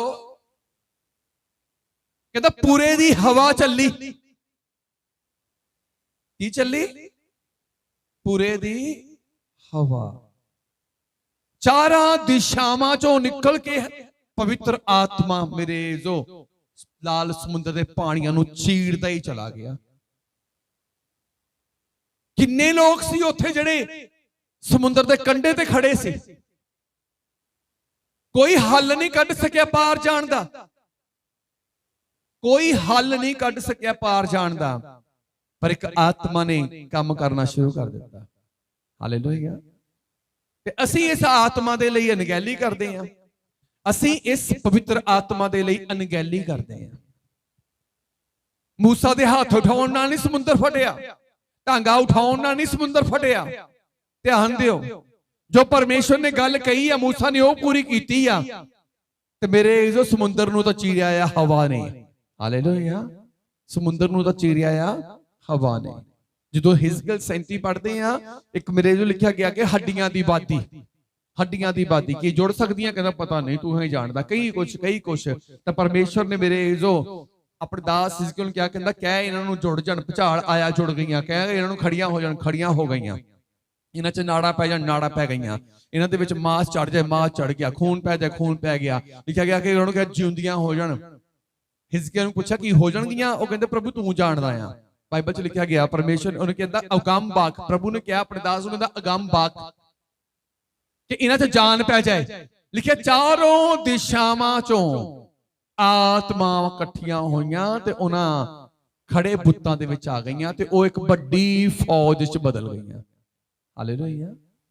ਜਿਸ ਆਤਮਾ ਨੂੰ ਅਸੀਂ ਅਣਗਹਿਲੀ ਨਾਲ ਲੈ ਰਹੇ ਹਾਂ, ਜਿਸ ਆਤਮਾ ਨੂੰ ਅਸੀਂ ਛੱਡ ਰਹੇ ਹਾਂ, ਜਿਸ ਆਤਮਾ ਦੇ ਦੁਆਰਾ ਸਾਨੂੰ ਜੀਵਨ ਮਿਲਣਾ ਆ, ਜਿਸ ਆਤਮਾ ਨੇ ਸਾਨੂੰ ਵਚਨ ਪੂਰਾ ਕਰਨ ਲਈ ਦਲੇਰ ਕਰਨਾ ਆ, ਉਸ ਆਤਮਾ ਲਈ ਅਸੀਂ ਲਾਪਰਵਾਹ ਆ, ਜਿਹਦੇ ਕਰਕੇ ਮੇਰੇ ਜੋ ਸਾਡੀਆਂ ਜ਼ਿੰਦਗੀਆਂ ਅੱਜ ਹਾਰ ਦਾ ਮੂੰਹ ਵੇਖ ਰਹੀਆਂ ਆ, ਨਿਰਾਸ਼ਾ ਦੇ ਵਿੱਚ ਬਣੀਆਂ ਪਈਆਂ ਆ। ਜੇ ਚਾਹੁੰਦੇ ਹੋ ਕਿ ਸਾਡੀ ਜ਼ਿੰਦਗੀ ਦੇ ਵਿੱਚ ਸਫਲਤਾ ਹੋਵੇ, ਸਾਡੀ ਤਰੱਕੀ ਹੋਵੇ, ਸਭ ਤੋਂ ਪਹਿਲਾਂ ਪਰਮੇਸ਼ਵਰ ਤੋਂ ਮੇਰੇ ਜੋ ਮਾਫੀ ਪਾ ਕੇ ਪਵਿੱਤਰ ਆਤਮਾ ਨੂੰ ਪਾਉਣ ਦੀ ਪ੍ਰਾਰਥਨਾ ਸ਼ੁਰੂ ਕਰੋ ਕਿ ਐ ਪਰਮੇਸ਼ਵਰ ਤੇਰੇ ਵਚਨ ਨੂੰ ਪੂਰਾ ਕਰਨ ਦੇ ਲਈ, ਤੇਰੇ ਵਚਨ ਨੂੰ ਜਮਾ ਰੱਖਣ ਦੇ ਲਈ ਮੈਨੂੰ ਪਵਿੱਤਰ ਆਤਮਾ ਦੀ ਜ਼ਰੂਰਤ ਆ। ਮੈਂ ਲੋਕਾਂ ਦੀਆਂ ਅਵਿਰਥੀਆਂ ਸਲਾਹਾਂ ਨਾਲ ਨਹੀਂ, ਮੈਂ ਤੇਰੇ ਵਚਨ ਦੀ ਸਲਾਹ ਨਾਲ ਚੱਲਣਾ ਚਾਹੁੰਦਾ ਆ, ਪਰ ਇਹ ਤਦੇ ਹੋ ਸਕਦਾ ਜੇ ਤੇਰਾ ਪਵਿੱਤਰ ਆਤਮਾ ਮੇਰੇ ਕੋਲ ਹੋਵੇਗਾ। ਪਰਮੇਸ਼ਵਰ ਤੋਂ ਪਵਿੱਤਰ ਆਤਮਾ ਦੀ ਮੰਗ ਕਰੋ। ਬਾਈਬਲ 'ਚ ਸੰਤ ਪੌਲਸ ਨੇ ਕਿਹਾ ਕਿ ਤੁਸੀਂ ਉਤਾਹਾਂ ਦੀਆਂ ਗੱਲਾਂ ਦੇ ਵੱਲ ਲੱਗੇ ਰਹੋ, ਪਲੱਸ ਉਹਨੇ ਇਹ ਗੱਲ ਕਹੀ ਆ, ਕਹਿੰਦਾ ਆਤਮਿਕ ਵਰਦਾਨਾਂ ਦੇ ਲਈ ਲੋਚੋ, ਕਿਉਂਕਿ ਆਤਮਿਕ ਵਰਦਾਨ ਤੁਹਾਨੂੰ ਮੇਰੇ ਜੋ ਰੰਕ ਤੋਂ ਰਾਜਾ ਬਣਾ ਸਕਦੇ। ਆਤਮਿਕ ਵਰਦਾਨ ਮੇਰੇ ਜੋ ਤੁਹਾਡੇ ਵੱਡੇ ਤੋਂ ਵੱਡੇ ਦੁਸ਼ਮਣ ਨੂੰ ਖਤਮ ਕਰ ਸਕਦੇ ਆ। ਆਮੀਨ। ਪਵਿੱਤਰ ਆਤਮਾ ਦੀ ਲੋਚ ਰੱਖੋ।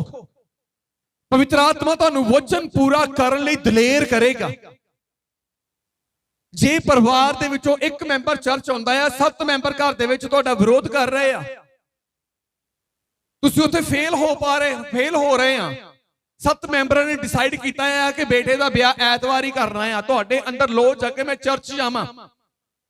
ਪਵਿੱਤਰ ਆਤਮਾ ਨਾ ਹੋਣ ਕਰਕੇ ਤੁਹਾਡੇ ਇਸ ਘਰ ਦੇ 7 ਮੈਂਬਰ ਤੁਹਾਡੇ ਤੇ ਚੜ੍ਹਾਈ ਕਰ ਰਹੇ ਆ, ਔਰ ਤੁਹਾਨੂੰ ਲੱਗਦਾ ਕਿ ਉਸ ਦਿਨ ਮੈਂ ਹਾਰ ਜਾਣਾ ਆ, ਮੇਰੇ ਕੋਲ ਚਰਚ ਨਹੀਂ ਜਾ ਹੋਣਾ, ਮੇਰੇ ਤੋਂ ਹੁਕਮ ਟੁੱਟ ਜਾਣਾ।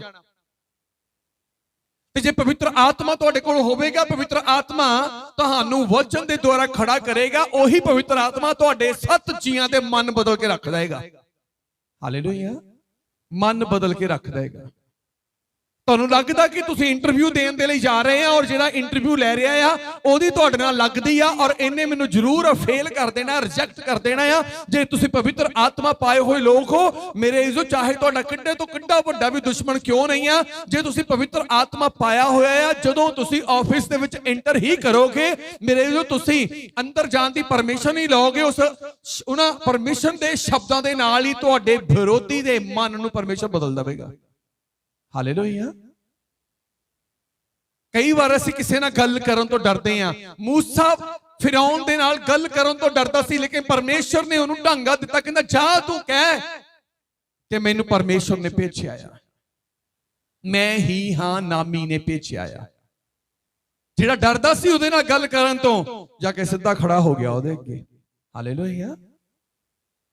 ਅੱਜ ਅਸੀਂ ਸਿਫਾਰਿਸ਼ਾਂ ਪਾਉਂਦੇ ਆ, ਮੇਰੇ ਜਾਣ ਤੋਂ ਪਹਿਲਾਂ ਫੋਨ ਕਰਦੇ ਹੋ ਜੀ ਮੈਂ ਜਾਣਾ, ਫਿਰ ਵਿਸ਼ਵਾਸ ਨਹੀਂ ਹੁੰਦਾ ਸਾਨੂੰ, ਅਸੀਂ ਘਰ ਦੇ ਮੋਰੇ ਆਫਿਸ ਦੇ ਬਾਹਰ ਹੀ ਫੋਨ ਕਰਕੇ ਤੁਹਾਡਾ ਫੋਨ ਚਲਾ ਗਿਆ, ਤੁਸੀਂ ਕਰ ਦਿੱਤਾ ਫੋਨ ਉਹਦਾ, ਹੁੰਦਾ ਕਿ ਨਹੀਂ ਹੁੰਦਾ, ਹੁੰਦਾ ਕਿ ਨਹੀਂ ਹੁੰਦਾ। ਅੰਦਰ ਜਾਣ ਤੋਂ ਡਰਦੇ ਆ। ਜੇ ਪਵਿੱਤਰ ਆਤਮਾ ਤੁਹਾਡੇ ਕੋਲ ਆ ਫਿਰ ਤੁਹਾਨੂੰ ਸਿਫਾਰਿਸ਼ ਪਾਉਣ ਦੀ ਫਿਰ ਲੋੜ ਨਹੀਂ ਪੈਣੀ। ਪਵਿੱਤਰ ਆਤਮਾ ਤੁਹਾਡੇ ਲਈ ਖੁਦ ਉਹ ਖੁਦ ਸਿਫਾਰਿਸ਼ ਆ। ਮੇਰੇ ਜੋ ਕਹਿਣ ਦੀ ਲੋੜ ਨਹੀਂ, ਬੰਦਾ ਪਹਿਲਾਂ ਹੀ ਬਦਲਿਆ ਹੋਇਆ ਹੋਵੇਗਾ। ਆਮੀਨ। ਬੰਦਾ ਪਹਿਲਾਂ ਹੀ ਬਦਲਿਆ ਹੋਇਆ ਹੋਵੇਗਾ। ਜੇ ਤੋਂ ਤੁਸੀਂ ਡਰਦੇ ਹੋ ਉਹ ਤੁਹਾਨੂੰ ਗਲ ਵਕੜੀ ਚ ਲੈਣ ਨੂੰ ਫਿਰਦਾ ਹੋਵੇਗਾ। ਆਮੀਨ। ਇਸੇ ਲਈ ਪ੍ਰਭੂ ਦਾ ਵਚਨ ਇਹਨਾਂ ਗੱਲਾਂ ਨੂੰ ਬਿਆਨ ਕਰਦਾ ਆ। ਜਦੋਂ ਬਾਈਬਲ ਚ ਪੜ੍ਹਦੇ ਆ ਕਿ ਕਹਿੰਦਾ ਘੋੜਾ ਬੇਕਾਰ, ਬਚਾ ਲਈ ਬੇਕਾਰ ਆ। ਉਹ ਆਪਣੇ ਬਲ ਨਾਲ ਤੁਹਾਨੂੰ ਛੁਡਾ ਨਹੀਂ ਸਕਦਾ। ਫੌਜ ਦੇ ਵਾਧੇ ਕਰਕੇ ਰਾਜੇ ਵੀ ਨਹੀਂ ਬਚ ਸਕਦੇ। ਪਰ ਜਦੋਂ ਅੱਗੇ ਪੜ੍ਹਦੇ ਆ ਕਹਿੰਦਾ ਵੇਖੋ ਯਹੋਵਾ ਦੀ ਨਿਗਾਹ ਆਪਣੇ ਭੈ ਮੰਨਣ ਵਾਲਿਆਂ ਉੱਤੇ ਆ, ਉਹਨਾਂ ਉੱਤੇ ਜਿਹੜੇ ਉਹਦੀ ਦਇਆ ਨੂੰ ਉਡੀਕਦੇ ਆ। ਕੇਵਲ ਉਹਨਾਂ ਉੱਤੇ ਪਰਮੇਸ਼ਰ ਦੀ ਦਇਆ ਆ ਜਿਹੜੇ ਪਰਮੇਸ਼ਰ ਦੇ ਵਚਨ ਨੂੰ ਸੰਭਾਲ ਕੇ ਰੱਖਦੇ ਆ। ਪਰਮੇਸ਼ਰ ਦੇ ਵਚਨ ਨੂੰ ਭਾਵ ਪਰਮੇਸ਼ਰ ਦੀ ਬੇਸ਼ਕੀਮਤੀ ਅਮਾਨਤ ਨੂੰ ਸੰਭਾਲਦੇ ਆ। ਹਾਲੇਲੂਇਆ। ਬੇਸ਼ਕੀਮਤੀ ਅਮਾਨਤ ਨੂੰ ਸੰਭਾਲਦੇ ਆ। ਇੱਕ ਭੈਣ ਦੇ ਘਰ ਦੇ ਵਿੱਚ ਇੱਕ ਚਮਤਕਾਰ ਹੋਇਆ। ਕੋਈ ਬਿਮਾਰ ਚੰਗਾ ਹੋਇਆ। ਬਿਮਾਰ ਚੰਗਾ ਹੋਇਆ। ਕਿੱਦਾਂ ਹੋਇਆ? ਪਹਿਲਾਂ ਉਹਨੂੰ 1 ਘੰਟਾ ਵਚਨ ਸੁਣਾਇਆ ਮੀਆਂ ਬੀਬੀ ਨੂੰ, ਉਹਦੇ ਹਸਬੈਂਡ ਉਸੇ ਵਕਤ ਚੰਗਾ ਹੋ ਗਿਆ। ਉਹ ਬੀਬੀ ਰੋਣ ਲੱਗ ਪਈ। ਮੈਂ ਕਿਹਾ ਮਾਤਾ ਹੁਣ ਤਾਂ ਤੈਨੂੰ ਹੱਸਣ ਦੀ ਲੋੜ ਆ, ਹੁਣ ਤਾਂ ਬਜ਼ੁਰਗ ਠੀਕ ਹੋ ਗਏ ਆ। ਉਹ ਮਾਤਾ ਕਹਿੰਦੀ ਭਾਜੀ ਜੇ ਯਾਰ ਜਿੰਨਾ ਬਚਨ ਤੁਸੀਂ 1 ਘੰਟਾ ਤੁਸੀਂ ਇੱਥੇ ਹੁਣ ਸੁਣਾਇਆ, ਜੇ 1 ਸਾਲ ਪਹਿਲਾਂ ਕਿਤੇ ਆ ਕੇ ਸੁਣਾਇਆ ਹੁੰਦਾ, ਮੇਰਾ ਜਵਾਨ ਮੁੰਡਾ ਐਕਸੀਡੈਂਟ 'ਚ ਮਰ ਗਿਆ, ਉਹ ਵੀ ਅੱਜ ਨੂੰ ਜਿਉਂਦਾ ਹੁੰਦਾ। ਉਹਨੇ ਕੀ ਕਿਹਾ? ਆ ਜਿਹੜਾ ਵਚਨ ਤੁਸੀਂ ਅੱਜ ਇਹਨਾਂ ਨੂੰ ਸੁਣਾਇਆ ਆ, ਜੇ ਕਿਤੇ ਇਹ ਵਚਨ ਮੇਰੇ ਜਵਾਨ ਪੁੱਤਰ ਨੂੰ ਸੁਣਾਇਆ ਹੁੰਦਾ ਜਿਹੜਾ ਅੱਜ ਇਸ ਦੁਨੀਆ ਤੇ ਨਹੀਂ ਆ, ਅੱਜ ਉਹ ਵੀ ਮੇਰੇ ਕੋਲ ਹੀ ਹੁੰਦਾ। ਉੱਥੇ ਪਤਾ ਲੱਗਦੀ ਹੈ ਇਹਦੀ ਕੀਮਤ। ਪਰਮੇਸ਼ਵਰ ਦੇ ਵਚਨ ਦੀ ਕੀਮਤ ਉੱਥੇ ਪਤਾ ਲੱਗਦੀ ਹੈ ਕਿ ਇਹ ਵਚਨ ਅਸਲ 'ਚ ਹੈ ਕੀ। ਇਹ ਵਚਨ ਤੁਹਾਡੀ ਜ਼ਿੰਦਗੀ ਆ। ਇਹ ਵਚਨ ਤੁਹਾਡਾ ਛੁਟਕਾਰਾ ਆ। ਇਹ ਵਚਨ ਤੁਹਾਡੀ ਤਰੱਕੀ ਆ। ਇਹ ਵਚਨ ਤੁਹਾਡੇ ਬੱਚਿਆਂ ਦਾ ਭਵਿੱਖ ਆ ਜਿਹੜੇ ਅੱਜ ਰੁਲੇ ਪਏ ਆ ਮੇਰੇ ਜੋ। ਇਹ ਵਚਨ ਉਹਨਾਂ ਨੂੰ ਤਖਤਾਂ ਤੇ ਬਿਠਾਉਣ ਦੇ ਲਈ ਆ। ਜੇ ਵਚਨ ਨੂੰ ਮੰਨਾਂਗੇ ਤੇ ਵਚਨ ਮੰਨ ਕਿੱਦਾਂ ਹੋਣਾ ਆ? ਜਦੋਂ ਪਵਿੱਤਰ ਆਤਮਾ ਸਾਡੇ ਕੋਲ ਆ। ਹਾਲੇਲੂਇਆ। ਪਰਮੇਸ਼ਰ ਤੋਂ ਮੰਗੋ ਕਿ ਪਰਮੇਸ਼ਰ ਵਚਨ ਭੇਜ ਤਾਂ ਕਿ ਮੈਂ ਤਕੜਾ ਹੋ ਸਕਾਂ, ਤੇਰੇ ਵਚਨ ਨੂੰ ਮੰਨ ਸਕਾਂ। ਅੱਗੇ ਹੀ ਇਹਦੀ 21 ਆਇਤ ਪੜ੍ਹ ਕੇ ਮੈਂ 19 ਆਇਤ ਪੜ੍ਹ ਕੇ ਸਮਾਪਤ ਕਰਾਂਗਾ। ਭਾਈ ਉਹਨਾਂ ਦੀ ਜਾਨ ਮੌਤ ਤੋਂ ਛੁਡਾਵੇ ਅਤੇ ਕਾਲ ਵਿੱਚ ਉਹਨਾਂ ਨੂੰ ਜਿਉਂਦਿਆਂ ਰੱਖੇ। ਅੱਗੇ 21 ਲਿਖਿਆ ਆ, ਸਾਡਾ ਮਨ ਤਾਂ ਉਸ ਵਿੱਚ ਆਨੰਦ ਰਹੇਗਾ ਕਿਉਂ ਜੋ ਅਸਾਂ ਉਸ ਦੇ ਪਵਿੱਤਰ ਨਾਮ ਉੱਤੇ ਭਰੋਸਾ ਰੱਖਿਆ ਹੈ। ਆਮੀਨ। ਕਹਿੰਦਾ ਉਹ ਮੈਨੂੰ ਮੇਰੀ ਜਾਨ ਨੂੰ ਮੌਤ ਤੋਂ ਬਚਾਵੇਗਾ। ਮੇਰੀ ਜਾਨ ਨੂੰ ਮੌਤ ਤੋਂ ਬਚਾਉਂਦਾ ਆ। ਇਸੇ ਲਈ ਬਾਈਬਲ 'ਚ ਲਿਖਿਆ ਗਿਆ, ਜਦੋਂ 107 ਜ਼ਬੂਰ ਦੀ 20 ਆਇਤ ਨੂੰ ਪੜ੍ਹਦੇ ਕਹਿੰਦਾ ਉਹ ਆਪਣਾ ਵਚਨ ਘੱਲਦਾ, ਨਰੋਆ ਕਰਦਾ ਤੇ ਆਉਣ ਵਾਲੀ ਤਬਾਹੀ ਤੋਂ ਬਚਾ ਲੈਂਦਾ। ਦੁੱਖ ਦੇ ਵੇਲੇ, ਪ੍ਰੋਬਲਮ ਦੇ ਵੇਲੇ ਅਸੀਂ ਉਹਨਾਂ ਨੂੰ ਲੱਭਦੇ ਆ ਜਿਹੜੇ ਪਹਿਲੇ ਸਹਾਇਕ ਦੇ ਰੂਪ ਦੇ ਵਿੱਚ ਆ। ਪਰ ਜੇ ਸਾਡੇ ਕੋਲੋਂ ਇਹ ਉਹ ਦੂਜਾ ਸਹਾਇਕ ਜਿਹੜਾ ਸਦਾ ਸਾਡੇ ਕੋਲ ਰਹਿਣ ਦੇ ਲਈ ਪਰਮੇਸ਼ਰ ਭੇਜ ਰਿਹਾ, ਦੁੱਖ ਮੁਸ਼ਕਲ ਪਰੇਸ਼ਾਨੀ ਜਦੋਂ ਹੋਵੇਗੀ ਸਾਨੂੰ ਹੀ ਯਾਦ ਕਰਾਵੇਗਾ ਕਿ ਪ੍ਰੇਅਰ ਕਰ। ਪ੍ਰੇਅਰ ਦੇ ਦੁਆਰਾ ਤੇ ਕਿਰਪਾ ਹੋਣੀ ਆ। ਹਿਜ਼ਕੀਆ ਨੂੰ ਮੌਤ ਦਾ ਫਰਮਾਨ ਦਿੱਤਾ, ਉਹਦੇ ਮਨ ਨੂੰ ਗਾਈਡ ਕੀਤਾ ਕਿ ਪ੍ਰੇਅਰ ਕਰ। ਦਾਨੀਏਲ ਨੂੰ ਮੌਤ ਦਾ ਫਰਮਾਨ ਜਾਰੀ ਕਰ ਦਿੱਤਾ ਗਿਆ। ਦਾਨੀਏਲ ਦੇ ਮਨ ਨੇ ਉਹਨੂੰ ਪ੍ਰੇਰਿਤ ਕੀਤਾ ਕਿ ਜਿਵੇਂ ਪਹਿਲਾਂ ਖੁਸ਼ੀ ਦੇ ਸਮਿਆਂ 'ਚ ਜ਼ਿੰਦਗੀ ਦੇ ਵੇਲੇ ਤੂੰ ਦਿਨ 'ਚ 3 ਵਾਰੀ ਪ੍ਰੇਅਰ ਕਰਦਾ ਸੀ, ਅੱਜ ਵੀ ਜਾ ਕੇ ਤੂੰ ਪਹਿਲਾਂ ਪ੍ਰੇਅਰ ਹੀ ਕਰ। ਮੇਰੇ ਜੇ ਆਤਮਾ ਨੇ ਉਹਨਾਂ ਨੂੰ ਉਕਸਾਇਆ ਤੇ ਆਤਮਾ ਦੇ ਉਕਾਸਣ ਦੇ ਕਰਕੇ ਜੋ ਉਹਨਾਂ ਨੇ ਪ੍ਰਭੂ ਲਈ ਕੀਤਾ, ਮੇਰੇ ਜੋ ਉਹਨਾਂ ਕਰਨੀਆਂ ਨੇ ਮੌਤ ਦੇ ਮੂੰਹਾਂ ਨੂੰ ਜਿੰਦੇ ਲਾ ਰੱਖੇ। ਅੱਜ ਸਾਨੂੰ ਪਰਮੇਸ਼ਰ ਚੰਗੀ ਜ਼ਿੰਦਗੀ ਦੇਣੀ ਚਾਹੁੰਦਾ ਆ। ਤਦੇ ਮਿਲੇਗੀ ਜੇ ਅਸੀਂ ਪਰਮੇਸ਼ਰ ਦੀ ਅਮਾਨਤ ਨੂੰ ਸੰਭਾਲ ਕੇ ਰੱਖਾਂਗੇ। ਪਰਮੇਸ਼ਰ ਦੀ ਅਮਾਨਤ ਆ ਪਰਮੇਸ਼ਰ ਦਾ ਪਵਿੱਤਰ ਵਚਨ। ਕਹਿੰਦਾ ਉਹ ਪਵਿੱਤਰ ਆਤਮਾ ਦੇ ਦੁਆਰਾ ਜਿਹੜਾ ਸਾਡੇ ਵਿੱਚ ਵਸਦਾ ਆ, ਉਹਦੇ ਦੁਆਰਾ ਉਹਦੀ ਰਖਵਾਲੀ ਹੋਣੀ ਆ। ਹਾਲੇਲੂਇਆ। ਉਹਦੇ ਦੁਆਰਾ ਉਹਦੀ ਰਖਵਾਲੀ ਹੋਣੀ ਆ। ਰਸਗੁੱਲਾ ਕਾਦੇ ਨਾਲ ਬਣਦਾ? ਦੁੱਧ ਨਾਲ। ਜੇ ਚਾਸ਼ਨੀ 'ਚ ਨਾ ਪਾਈਏ ਫੇਰ ਕੀ ਬਣੂਗਾ? ਸਵਾਦ ਆਊਗਾ? ਸਵਾਦ ਆਊਗਾ? ਸੇਮ ਇਸੇ ਤਰ੍ਹਾਂ ਵਚਨ ਪੜ੍ਹ ਕੇ ਰੱਖ ਲਿਆ, ਯਾਦ ਕਰ ਲਿਆ। ਪਵਿੱਤਰ ਆਤਮਾ ਚਾਸ਼ਨੀ ਭਾਵ ਸਾਡੇ ਵਿੱਚ ਹੈ ਨਹੀਂਗੀ। ਚਾਸ਼ਨੀ ਸਾਡੇ ਵਿੱਚ ਹੈ ਨਹੀਂਗੀ। ਫੇਰ ਇਦਾਂ ਹੀ ਜਿੱਦਾਂ ਉਹ ਫੇਰ ਮੇਰੇ ਜੋ ਉਵਾਲਾ ਮਰਵਾ ਕੇ ਦੁੱਧ ਦੇ ਰਸਗੁੱਲੇ ਦਾ ਕੱਢ ਕੇ ਖਾ ਲਿਆ, ਫਿੱਕਾ ਆ, ਕੋਈ ਸਵਾਦ ਨਹੀਂ ਆ।